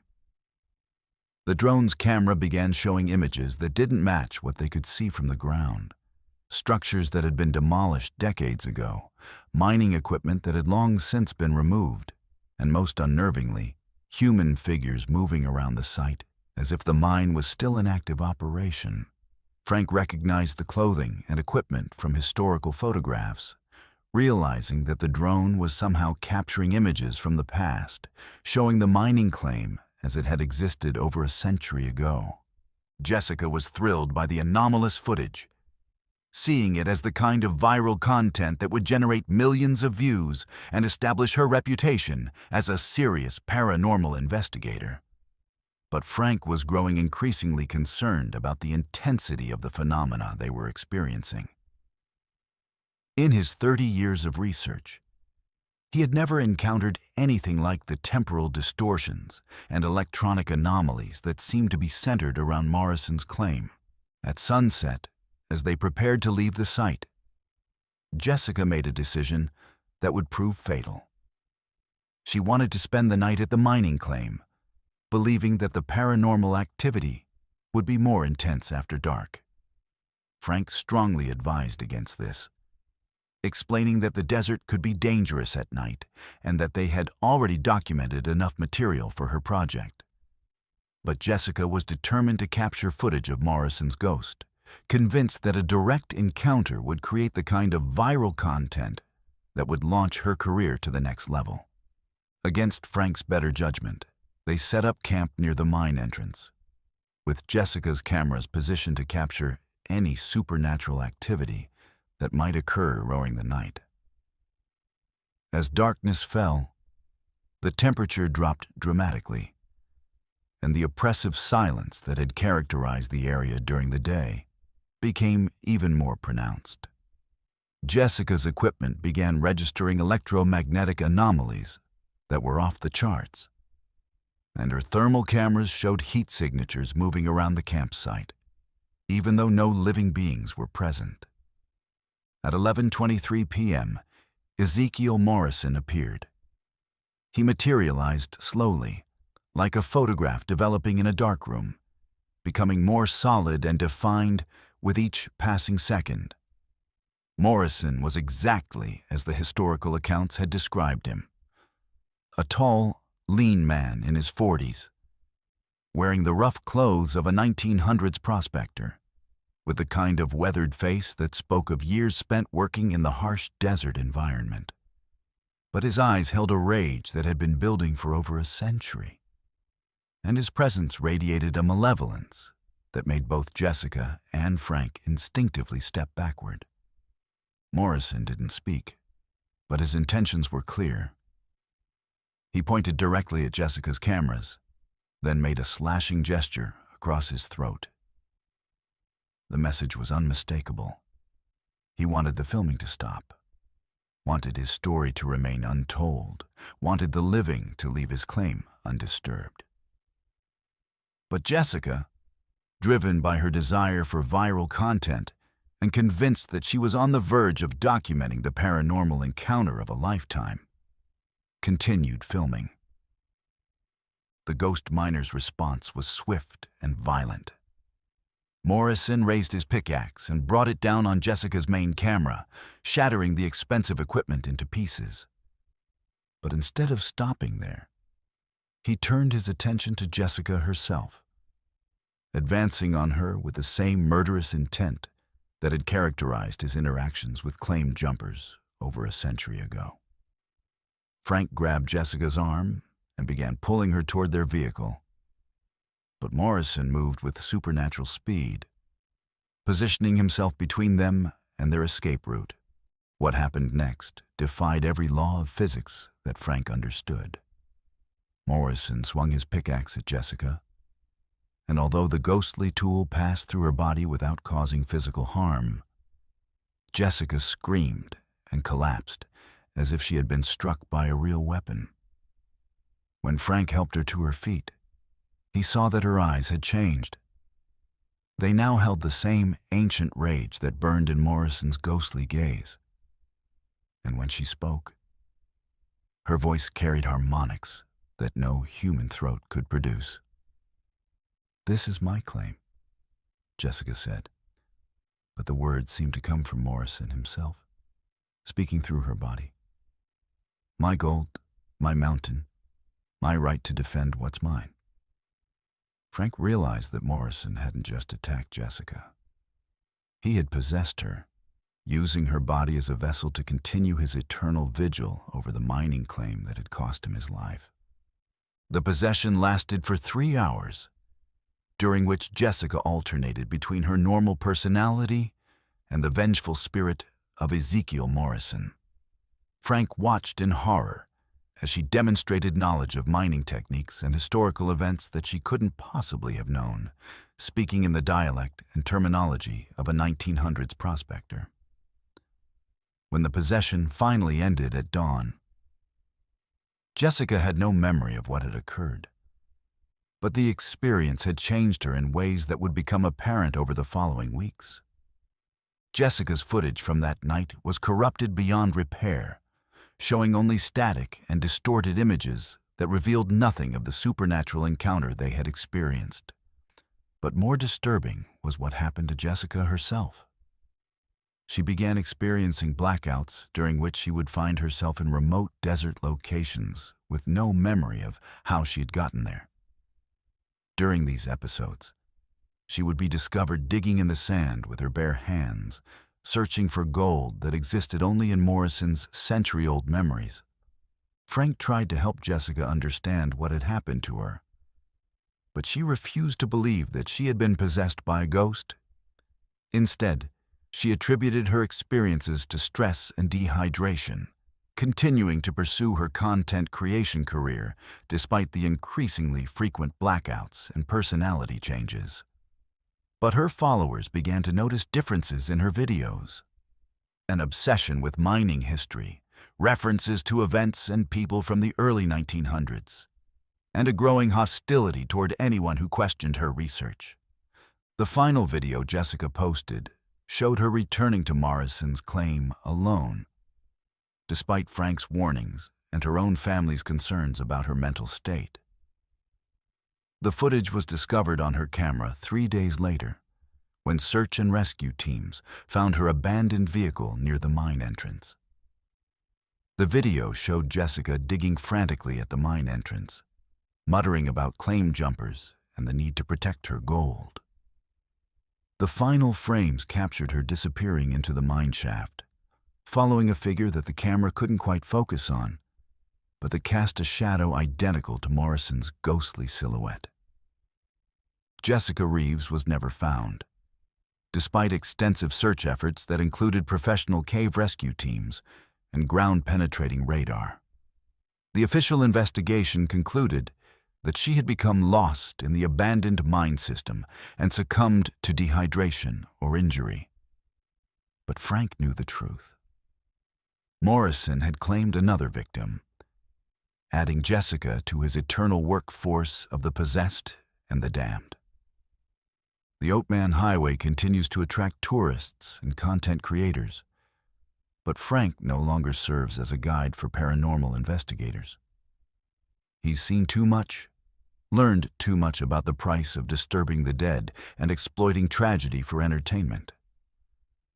Because some stories are too dangerous to tell, and some ghosts are too powerful to ignore, especially when they've had over a century to perfect their methods of claiming new victims for their endless golden obsession. Let's move to our 8th story.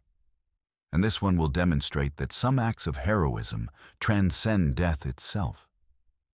That the desire to protect others can be so powerful, it survives even the most brutal ending. We're traveling to the desolate railroad crossings of East Texas, where the ghost of a decapitated railroad worker continues his eternal vigil, saving lives while seeking justice for his own horrific murder. This isn't just another phantom railroad worker tale.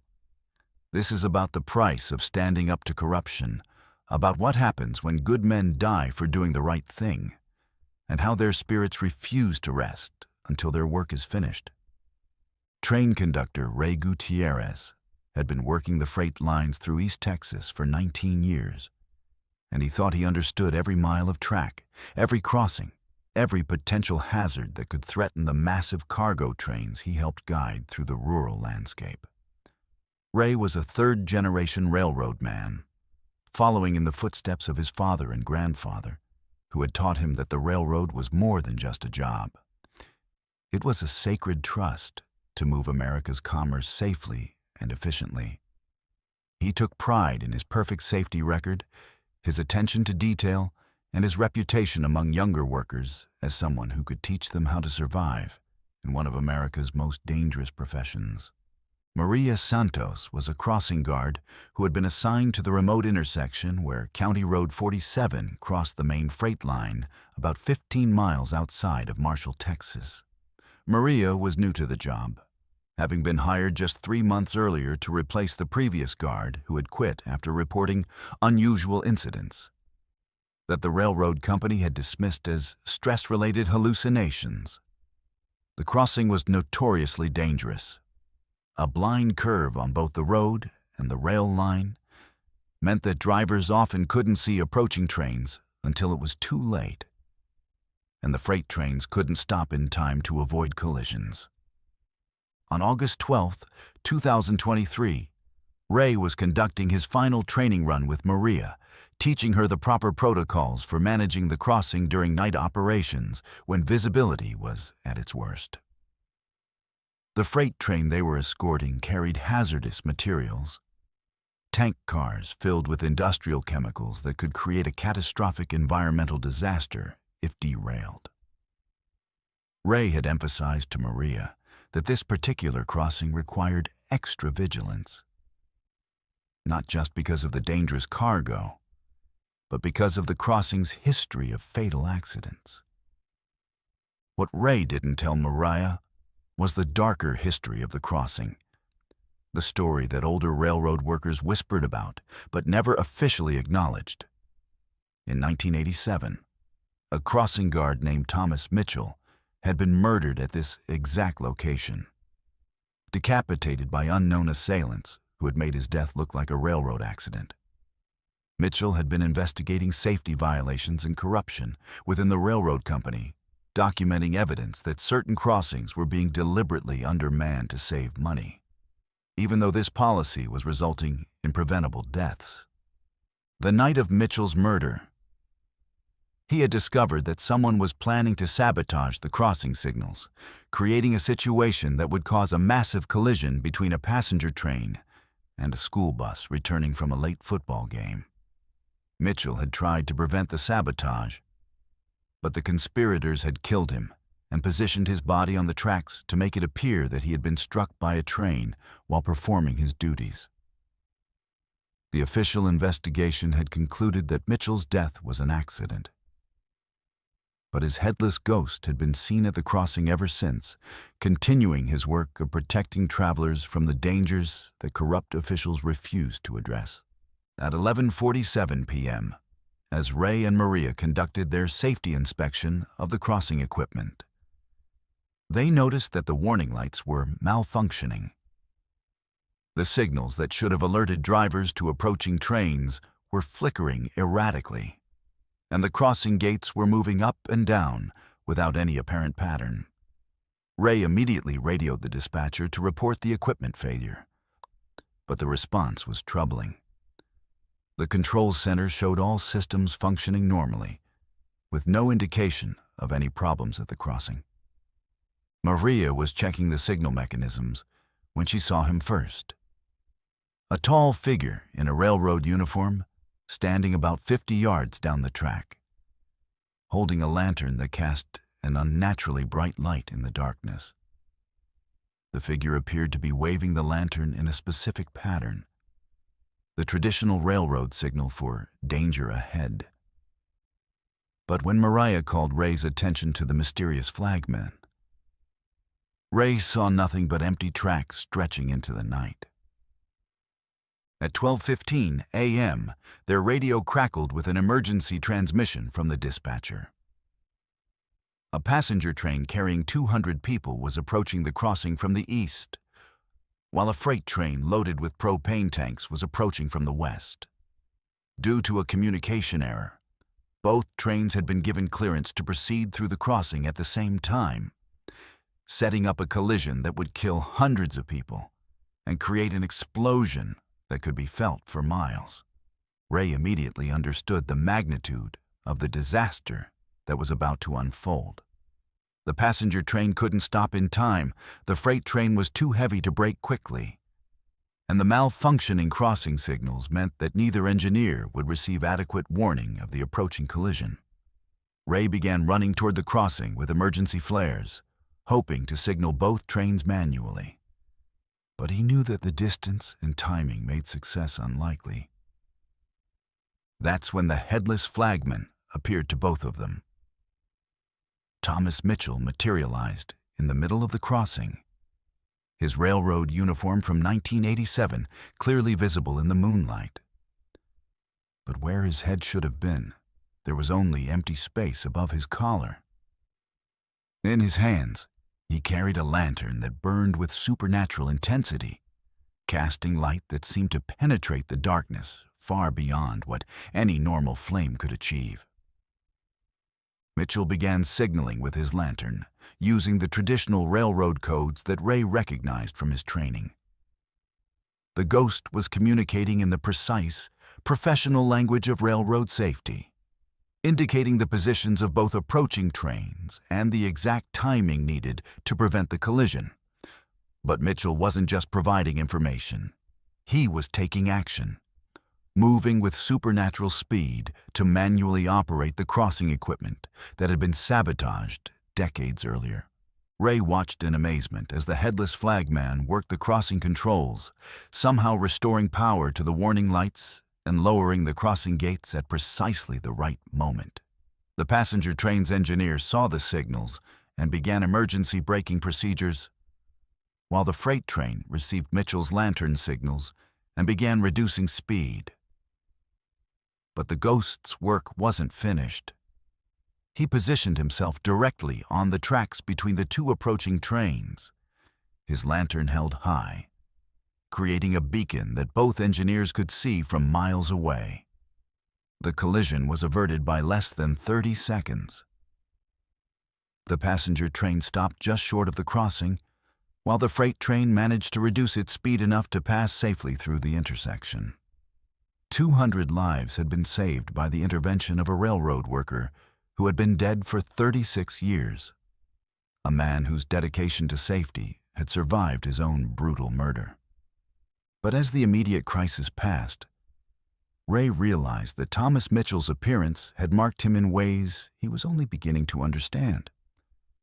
The headless flagman turned toward Ray and Maria, and although he had no face to express emotion, his body language conveyed a message that was both grateful and ominous. Mitchell had found someone who could see him, someone who understood the importance of his eternal vigil, and he wasn't going to let that connection go unused. Over the following weeks, Ray began experiencing visions of railroad accidents before they happened. He would see derailments, crossing collisions, and equipment failures in dreams that were so vivid they felt like memories. Each vision was accompanied by the image of Thomas Mitchell, the headless flagman pointing toward specific locations and times where Ray's intervention could prevent disasters. Ray realized that he had become Mitchell's partner in a supernatural safety program that operated outside the normal channels of railroad management. The first test came 3 weeks later, when Ray's visions showed him a school bus approaching a crossing where the warning signals had been deliberately disabled by someone who wanted to create an accident that would cover up evidence of safety violations. Ray arrived at the crossing just in time to manually operate the warning systems, saving 37 children from a collision that would have killed them all. But when Ray tried to report the sabotage to railroad officials, he found that his evidence had mysteriously disappeared, and his superiors seemed more interested in discrediting his story than investigating the safety violations. Ray began to understand the corruption that Thomas Mitchell had died trying to expose. The railroad company was systematically ignoring safety problems to save money, and when workers tried to report these violations, they faced harassment, termination, or worse. Mitchell's murder hadn't been an isolated incident. It was part of a pattern of violence designed to silence anyone who threatened the company's profitable but deadly cost-cutting measures. Maria became Ray's ally in documenting the supernatural interventions that were preventing disasters throughout the East Texas rail system. She had developed the ability to see Thomas Mitchell's ghost, and she understood that their partnership with the headless flagsman was the only thing standing between the traveling public and a series of catastrophic accidents that corrupt officials were willing to allow in pursuit of higher profits. But their alliance with Mitchell came with a price. Ray began aging rapidly, as if his life force was being drained by his connection to the ghost. Maria experienced blackouts, during which she would find herself at remote crossings, manually operating safety equipment while having no memory of how she had gotten there. They were becoming extensions of Mitchell's will, human agents of a supernatural safety system that operated according to rules they didn't fully understand. The final confrontation came when Ray's visions revealed the ultimate goal of the corruption he had been fighting. Railroad executives were planning to stage a massive accident that would kill hundreds of people, but generate insurance payouts worth millions of dollars. The disaster would be blamed on equipment failure, but Ray knew that it was actually murder on an industrial scale, designed to enrich executives who viewed human lives as acceptable losses in their pursuit of profit. Ray and Maria tried to prevent the planned disaster through official channels, but they found themselves blocked at every turn by officials who were either corrupt or too intimidated to act. With no other options, they turned to Thomas Mitchell's ghost for help, asking the headless flagman to intervene directly in ways that living people could not. Mitchell's response was swift and terrifying. The executives responsible for planning the mass murder began experiencing accidents of their own. Car crashes, equipment failures, and mysterious incidents that left them dead or permanently disabled. The ghost had moved beyond preventing accidents to actively punishing those who caused them, using his supernatural powers to deliver the justice that the legal system had failed to provide. Ray realized that his partnership with Mitchell had transformed him into something more than human, but less than alive. He was becoming a ghost himself, bound to the railroad crossings of East Texas, destined to continue Mitchell's work long after his own death. The headless flagman had found his replacement, ensuring that the supernatural safety system would continue operating even after Mitchell's spirit finally found peace. The crossing where Thomas Mitchell died continues to operate under the protection of multiple ghosts.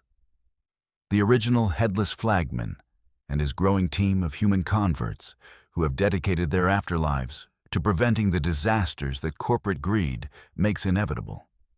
Because some jobs are too important to end with death, and some workers refuse to retire, even when retirement means eternal rest. Let's move to our 9th story.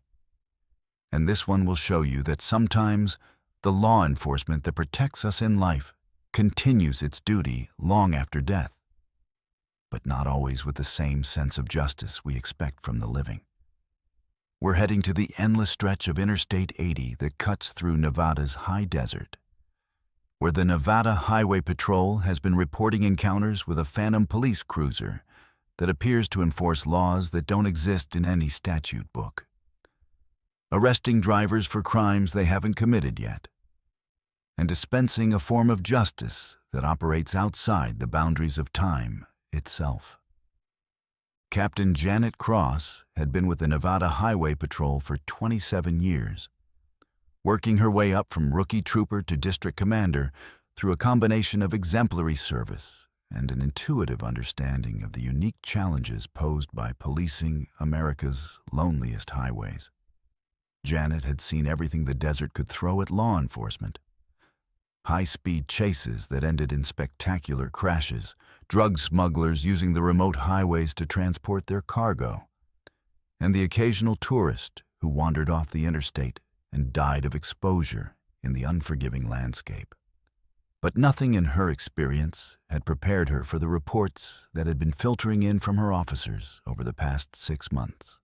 Officer Danny Park was a rookie fresh out of the academy, assigned to Janet's district for his field training.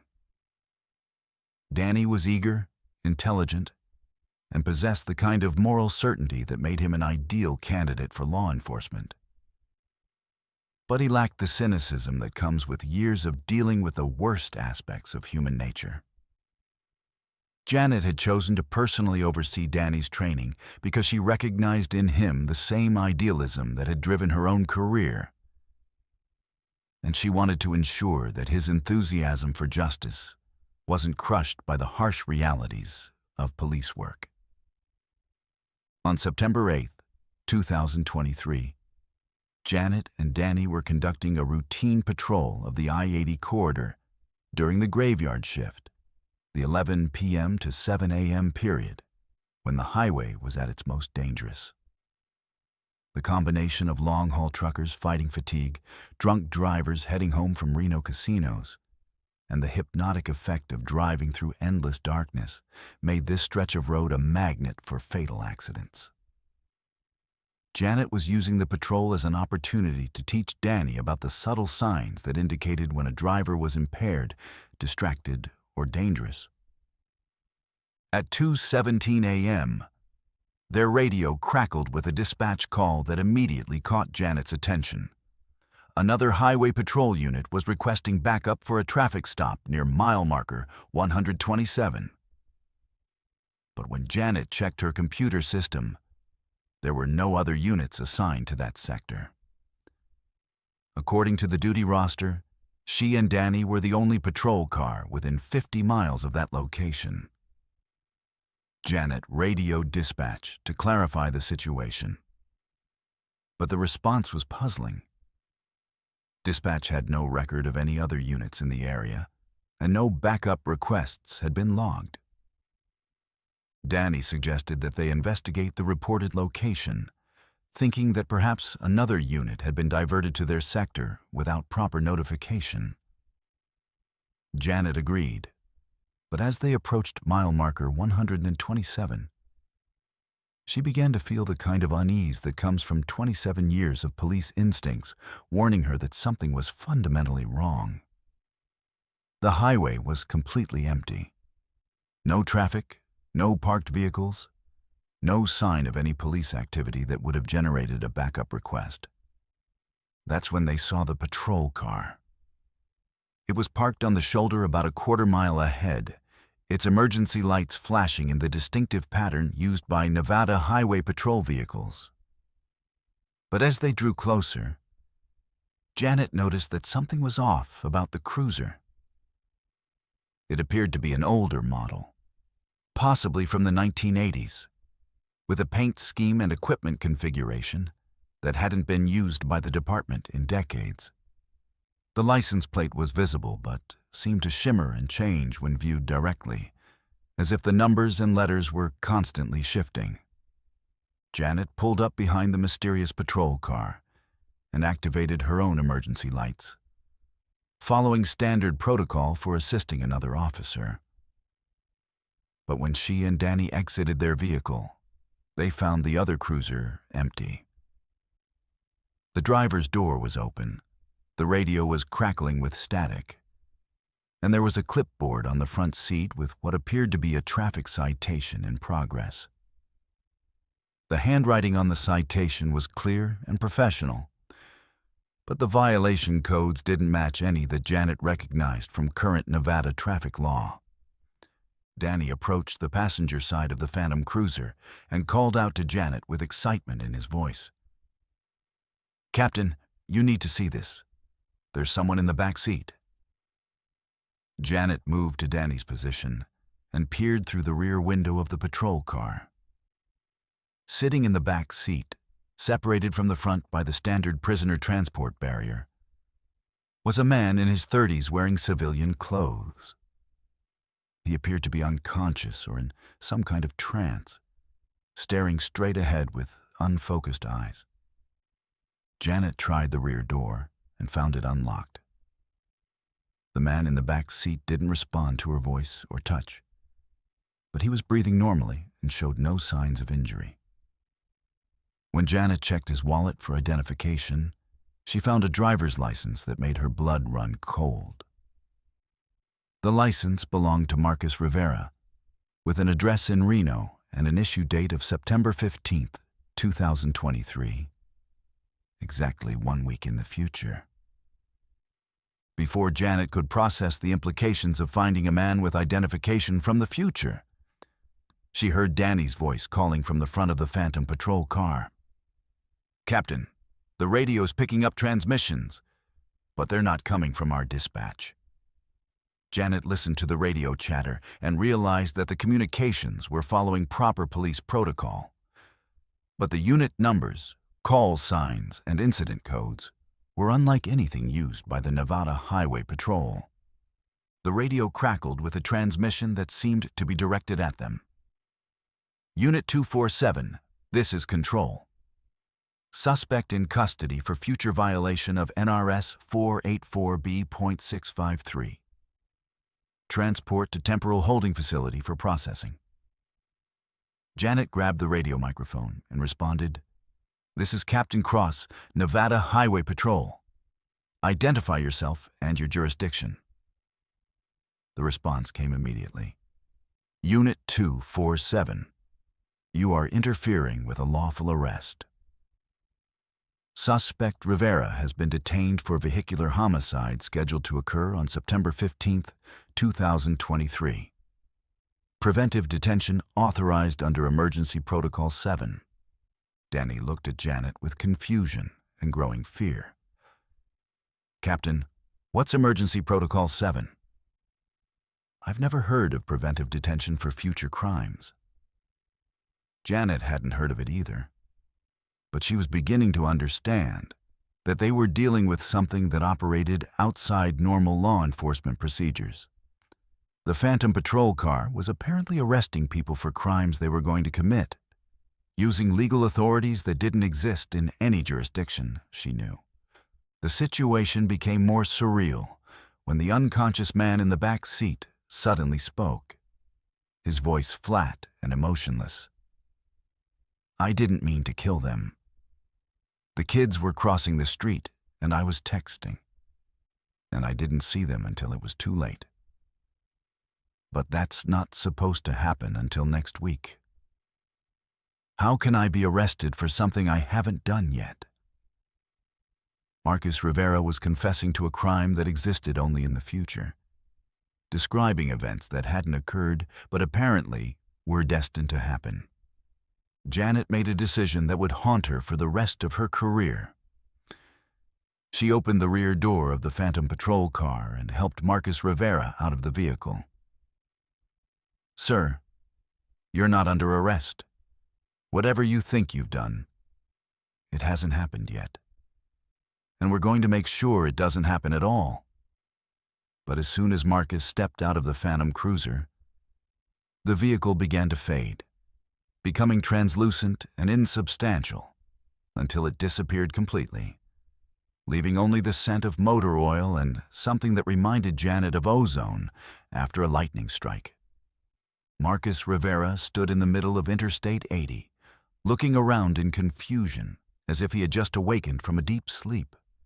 When Janet questioned him about how he had gotten there, Marcus had no memory of being arrested or transported. The last thing he remembered was driving home from a bar in Reno. But when Janet checked the time, she realized that Marcus's last clear memory was from 3 hours in the future.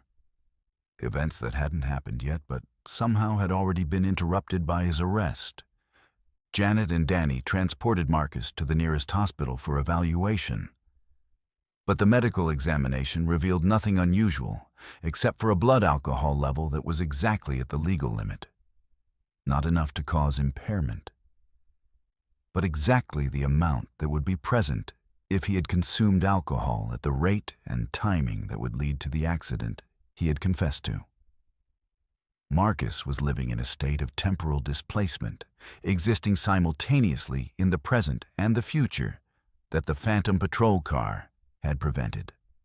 Over the following weeks, Janet investigated similar reports from other highway patrol officers throughout Nevada. The Phantom Patrol car had been making arrests for future crimes, detaining drunk drivers before they got behind the wheel, stopping domestic abusers before they committed violence, and arresting drug dealers before they made their sales. In each case, the arrested individuals had no memory of their detention. But they also seemed to lose the motivation or opportunity to commit the crimes they had been destined to perform. Janet's investigation revealed that the Phantom Patrol car belonged to Officer Robert Chen, a highway patrol trooper who had been killed in the line of duty in 1987. Chen had been investigating a drunk driving case when he was struck and killed by the same driver he had been trying to arrest. The official report stated that Chen had died, believing that he could have prevented the accident if he had acted sooner, if he had found a way to arrest the drunk driver before the crime was committed rather than after. The Phantom Patrol car was Chen's spirit continuing his work, but with supernatural abilities that allowed him to see future crimes and prevent them through preemptive arrests.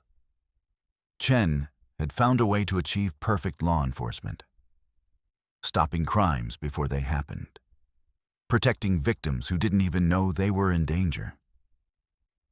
But his methods raised questions about free will, due process, and the nature of justice that Janet couldn't answer.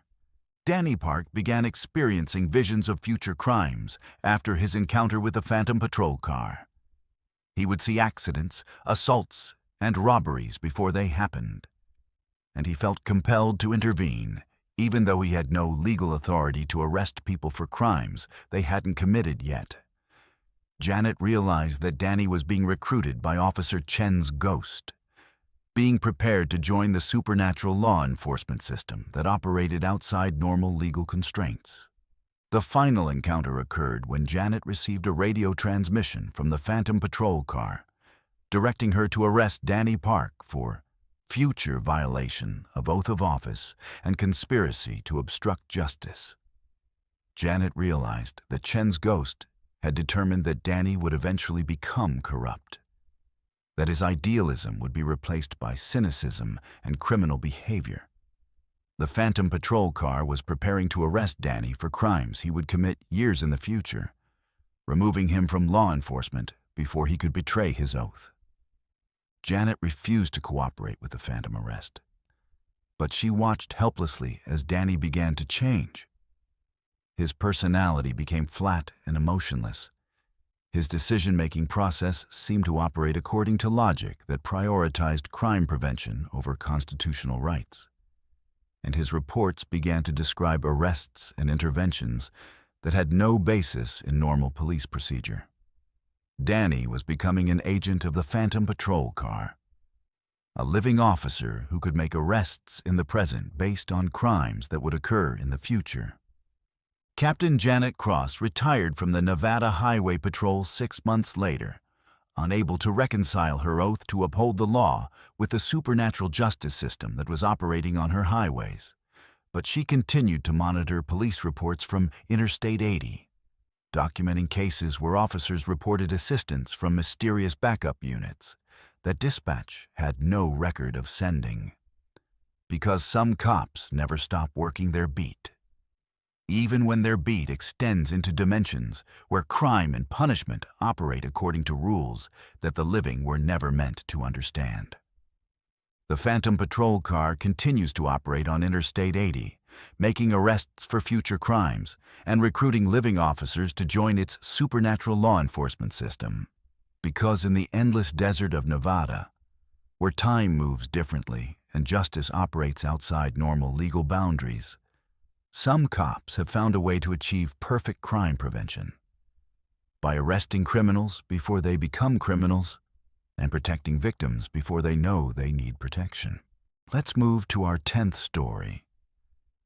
And this one will prove that some places exist outside the normal flow of time, where the same tragedy plays out night after night in an endless loop of death and resurrection that traps both the living and the dead in a cycle of horror that can never be broken.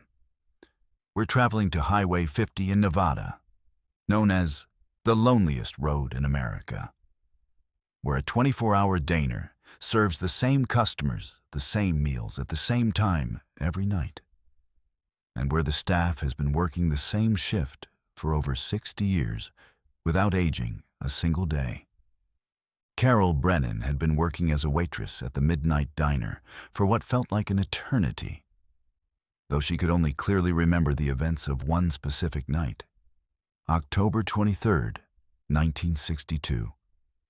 Carol was a practical woman in her mid-30s, the kind of person who took pride in remembering every customer's order, keeping the coffee fresh and maintaining the kind of cheerful efficiency that made truck drivers and late-night travelers feel welcome in the middle of nowhere. The diner was her domain, a small island of warmth and light in the vast darkness of the Nevada desert. And she treated every customer like family. Pete Kowalski was a regular at the diner, a long-haul trucker who made the run from San Francisco to Denver twice a month and always stopped at the Midnight Diner for coffee and pie around 11:30 p.m. Pete was a quiet man in his 50s, the kind of driver who kept to himself but always left generous tips and treated the staff with respect. He had been making the same stop for years, ordering the same meal, black coffee, apple pie, and a ham sandwich, and sitting in the same booth by the window where he could keep an eye on his rig in the parking lot. Eddie Vance was the night cook, a thin man in his 40s who had worked at the diner for as long as anyone could remember. Eddie was efficient and professional, able to prepare any item on the menu with the kind of speed and precision that came from years of practice. He rarely spoke to customers, preferring to focus on his work, but he had a reputation for never making mistakes and always having orders ready exactly when they were needed. Eddie understood the rhythm of the night shift, the ebb and flow of customers that followed predictable patterns. On what Carol believed was October 23rd, 1962, the diner was experiencing its usual late-night routine. The neon sign outside cast its familiar red glow across the empty highway. The coffee pot was full and fresh, and the pie case was stocked with Eddie's homemade desserts. Carol was wiping down the counter when she noticed something that had been bothering her for what felt like months. Every night seemed exactly the same, with the same customers arriving at the same times, ordering the same meals, and leaving at the same moments.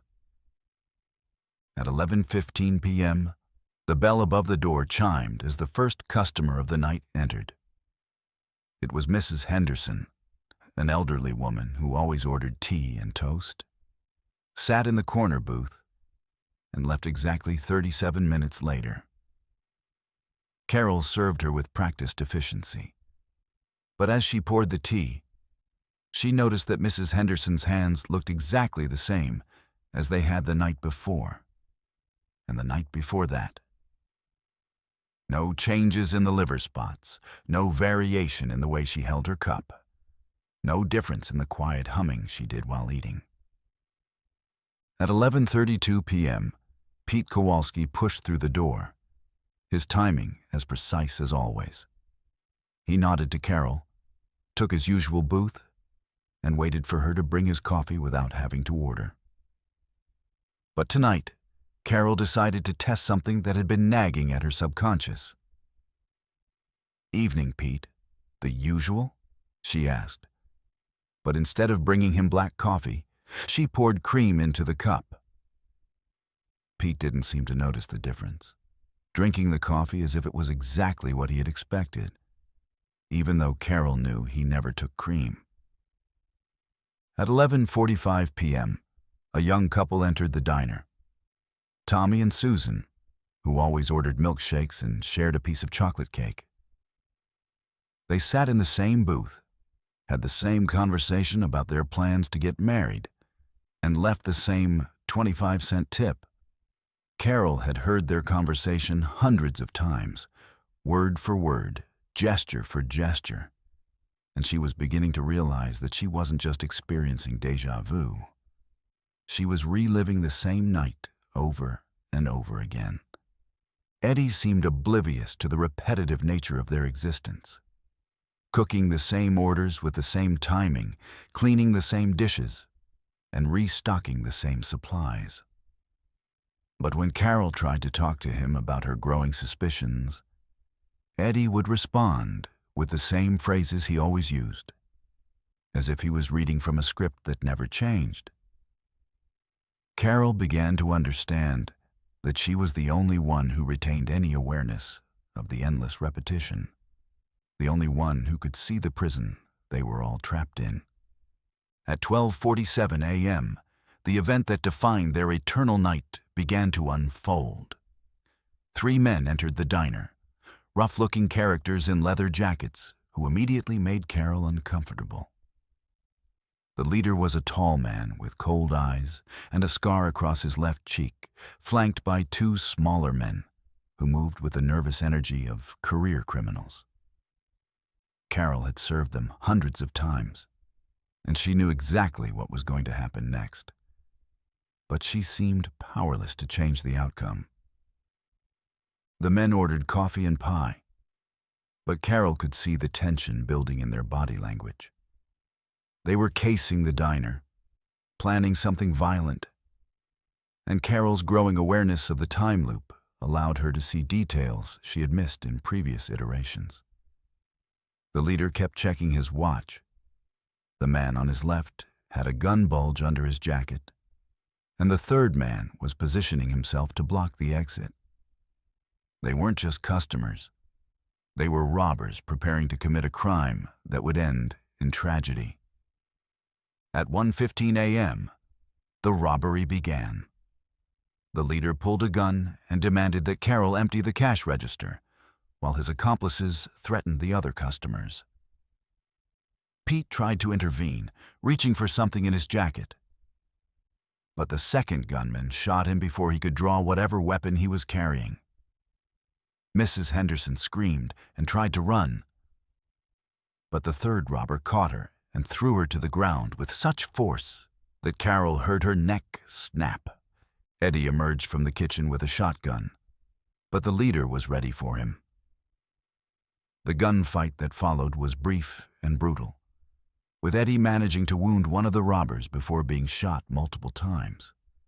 Carol tried to hide behind the counter, but the leader found her and shot her in the chest, the bullet tearing through her heart and killing her instantly. The young couple, Tommy and Susan, were executed as witnesses, their dreams of marriage ending in a pool of blood on the diner floor. But instead of dying, Carol found herself back behind the counter at 11 p.m., wiping down the same surface, preparing for the same customers, living through the same night that would end in the same massacre. She tried to change things, warning the customers, calling the police, even attempting to leave the diner. But every action she took seemed to lead to the same inevitable conclusion. The robbers would arrive, the violence would unfold, everyone would die, and the night would begin again. Over countless repetitions, Carol began to understand the rules of their supernatural prison. The diner existed in a temporal loop created by the violent emotions and unfinished business of that terrible night in 1962. Everyone who died in the massacre was trapped in the endless repetition, forced to relive their final hours without the ability to change the outcome. But Carol's growing awareness suggested that there might be a way to break the cycle, if she could find the key to their supernatural imprisonment. Carol discovered that she could retain memories and awareness between loops, while the others remained locked in their scripted behaviors. She began experimenting with small changes, moving objects, altering conversations, trying to disrupt the precise timing that led to the massacre. But every attempt to prevent the tragedy seemed to make it worse, as if the loop was designed to resist change and punish those who tried to escape. The breakthrough came when Carol realized that the robbery wasn't random. It was connected to something larger, a conspiracy that involved corrupt officials and organized crime. Pete wasn't just a truck driver. He was an undercover federal agent investigating a smuggling operation that used the diner as a way station. The robbers had been sent to eliminate him and destroy evidence that could expose their criminal network. The massacre wasn't just a robbery gone wrong. It was a planned execution disguised as a random crime. Carol began using her awareness to gather information during each loop, piecing together the conspiracy that had led to their deaths. She discovered that Eddie had been forced to cooperate with the smugglers, that Mrs. Henderson had witnessed something she shouldn't have seen, and that Tommy and Susan had simply been in the wrong place at the wrong time. Everyone in the diner that night had been marked for death, and the loop was designed to ensure that their secrets died with them. The final revelation came when Carol realized that she wasn't just a witness to the massacre. She was the key to breaking the loop. Her growing awareness and ability to retain memories between repetitions meant that she could expose the conspiracy that had led to their deaths. But doing so would require her to sacrifice her existence in the loop, to give up the strange immortality that kept her consciousness intact in exchange for the chance to reveal the truth.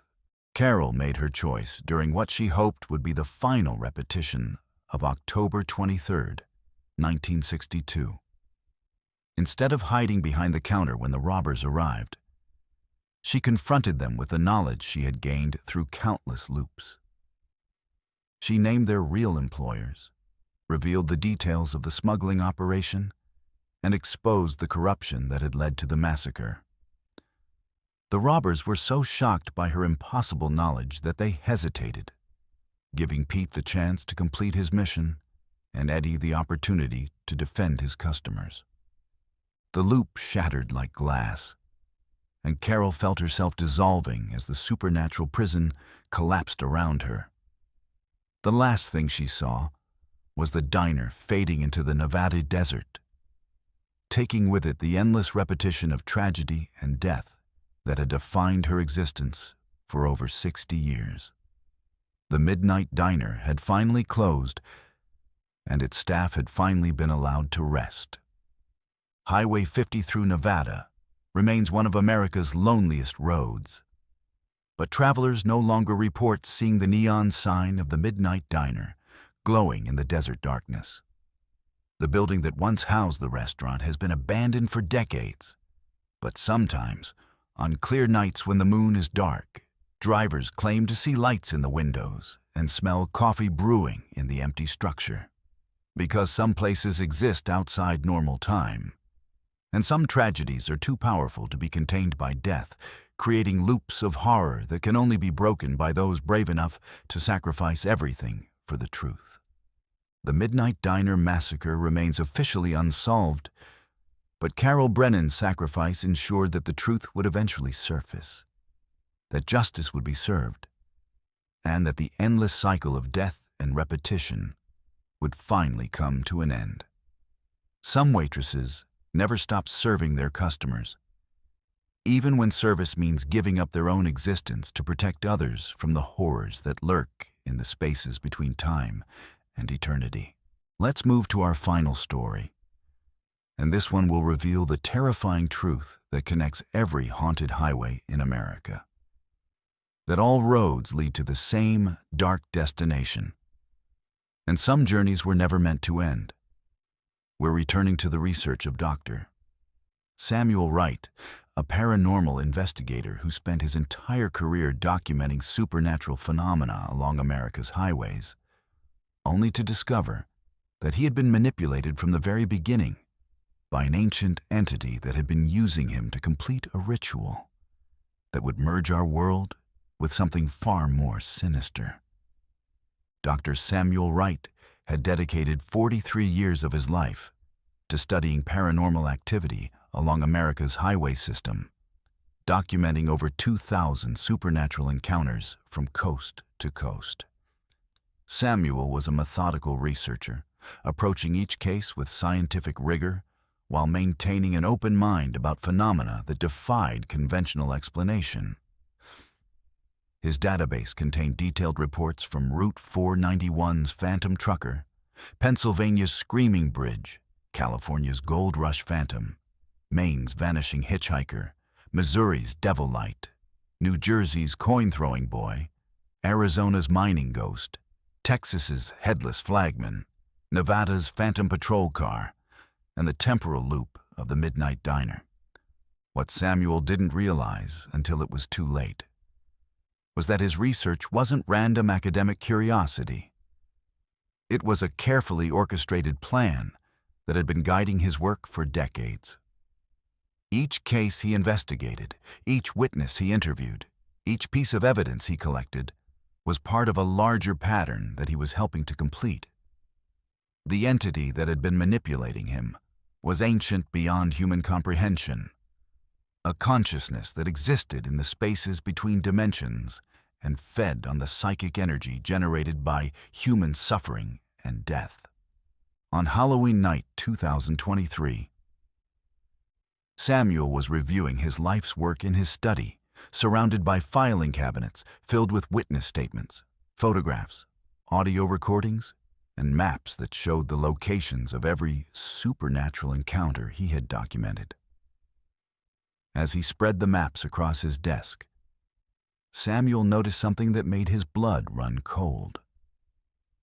When he connected the locations of the most significant hauntings with red lines, they formed a perfect pentagram across the entire United States, with each point representing a gateway between our world and something that existed in the darkness beyond human understanding. The Phantom Trucker of Route 491 marked the western point of the pentagram, his eternal journey serving as a guardian of the dimensional barrier. The Screaming Bridge in Pennsylvania represented the eastern point, where Catherine Mill's silenced warnings had weakened the boundary between life and death. California's Gold Rush Phantom held the southwestern position, his territorial rage creating a vortex of violent energy.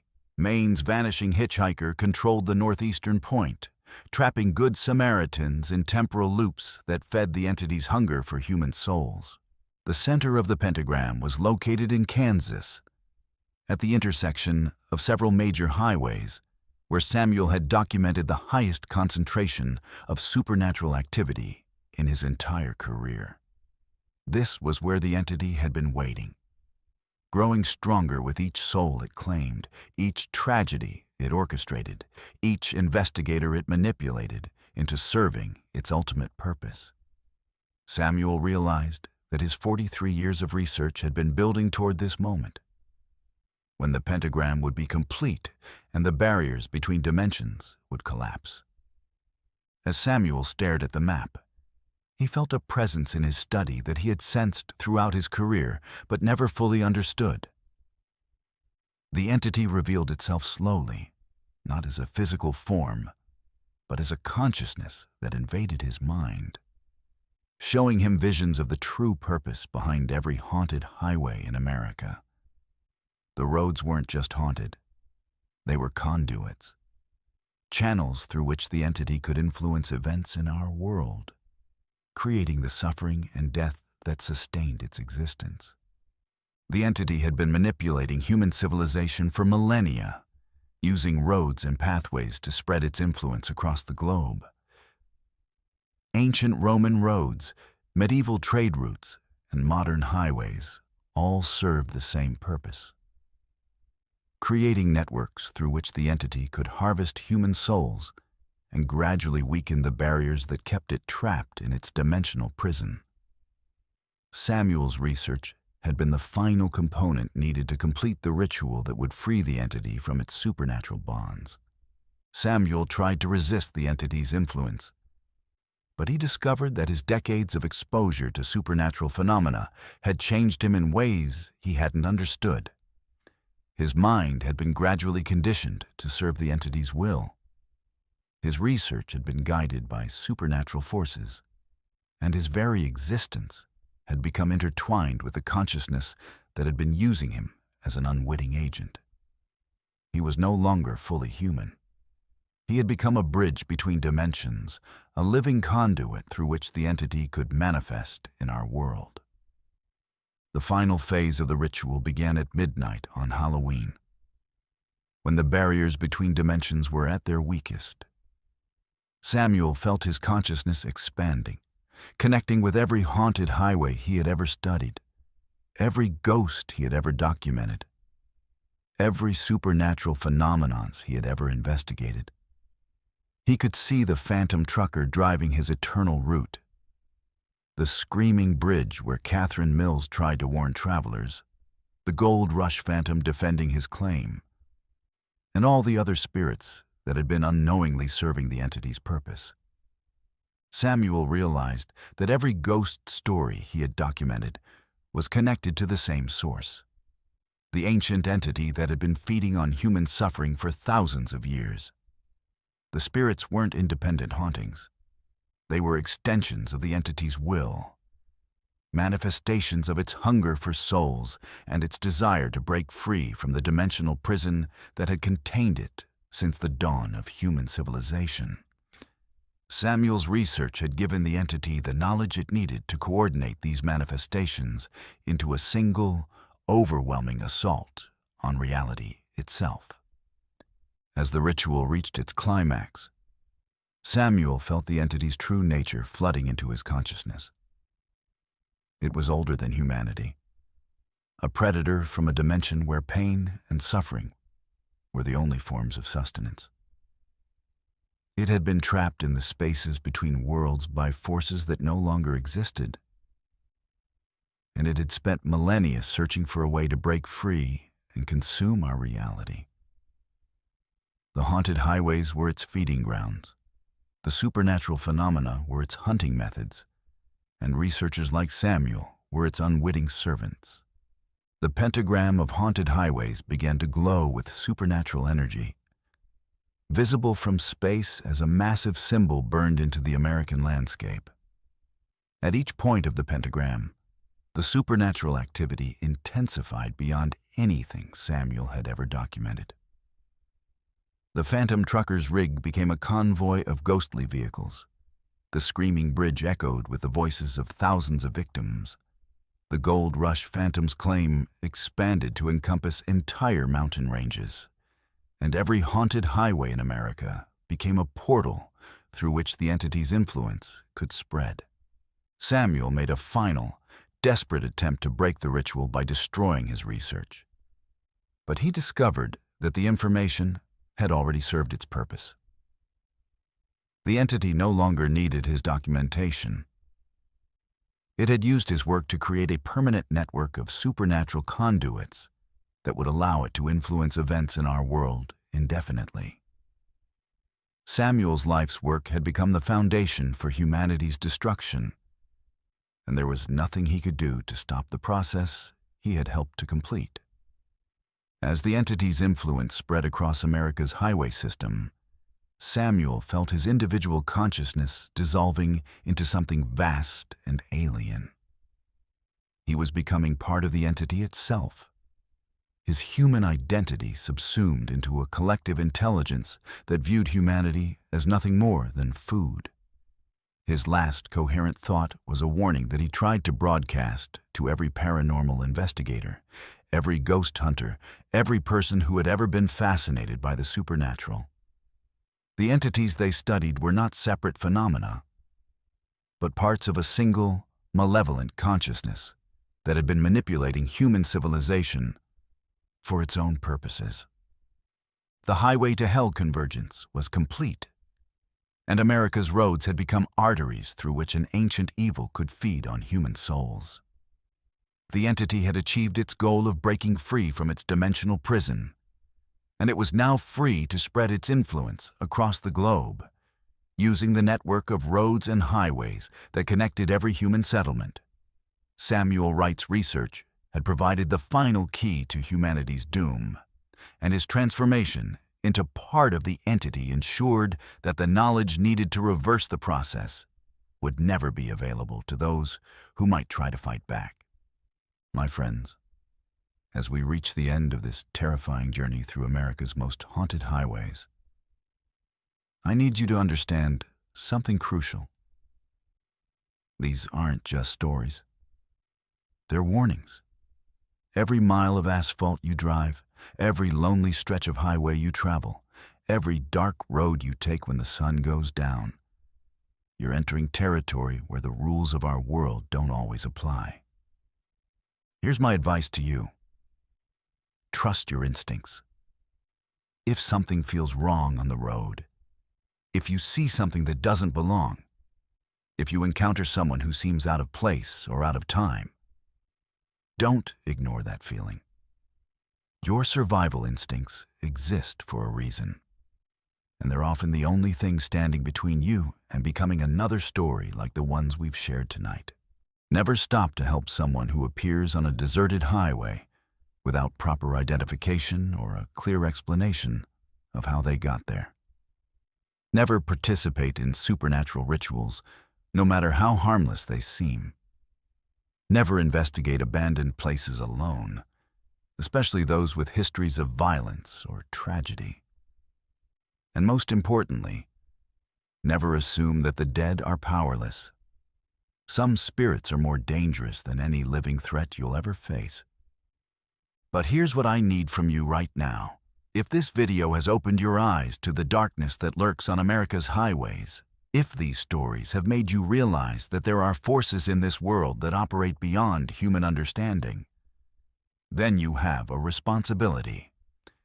Hit that subscribe button for verified fears, because knowledge is the only weapon we have against the supernatural threats that surround us every day. Ring that notification bell, because I'm going to continue investigating these phenomena, documenting these encounters, and sharing the truth that mainstream media refuses to acknowledge. Share this video with everyone you know, because the more people who understand what's really happening on our highways, the better chance we have of protecting ourselves and our loved ones from becoming the next victims. Leave a comment below if you've experienced anything similar to what we've discussed tonight. Your story might be the key to understanding a larger pattern. Your encounter might help save someone else's life. We're building a community of people who refuse to be blind to the supernatural dangers that surround us, and your voice matters in that fight. Remember this: the entity that Dr. Samuel Wright discovered is still out there, still using America's highways to harvest souls and spread its influence. Every time you drive alone at night, every time you see something that doesn't belong, every time you feel watched on a deserted road, you're encountering the edges of a supernatural network that spans the entire country. Stay vigilant, stay informed, and never forget that some roads were never meant for the living. The next time you're driving through the darkness and you see headlights in your rearview mirror that seem to be following too closely, the next time you encounter a stranded motorist who doesn't quite seem real, the next time you feel the presence of something ancient and malevolent watching you from the shadows, remember these stories, remember these warnings, and remember that your survival depends on respecting the supernatural forces that rule the highways after midnight. This is Verified Fears, reminding you that the road to hell is paved with good intentions. But the highway to hell is paved with the souls of those who ignored the warnings. Drive safely, stay alert, and never forget that some journeys are meant to end before they begin. Subscribe now, because your life might depend on the knowledge we share next.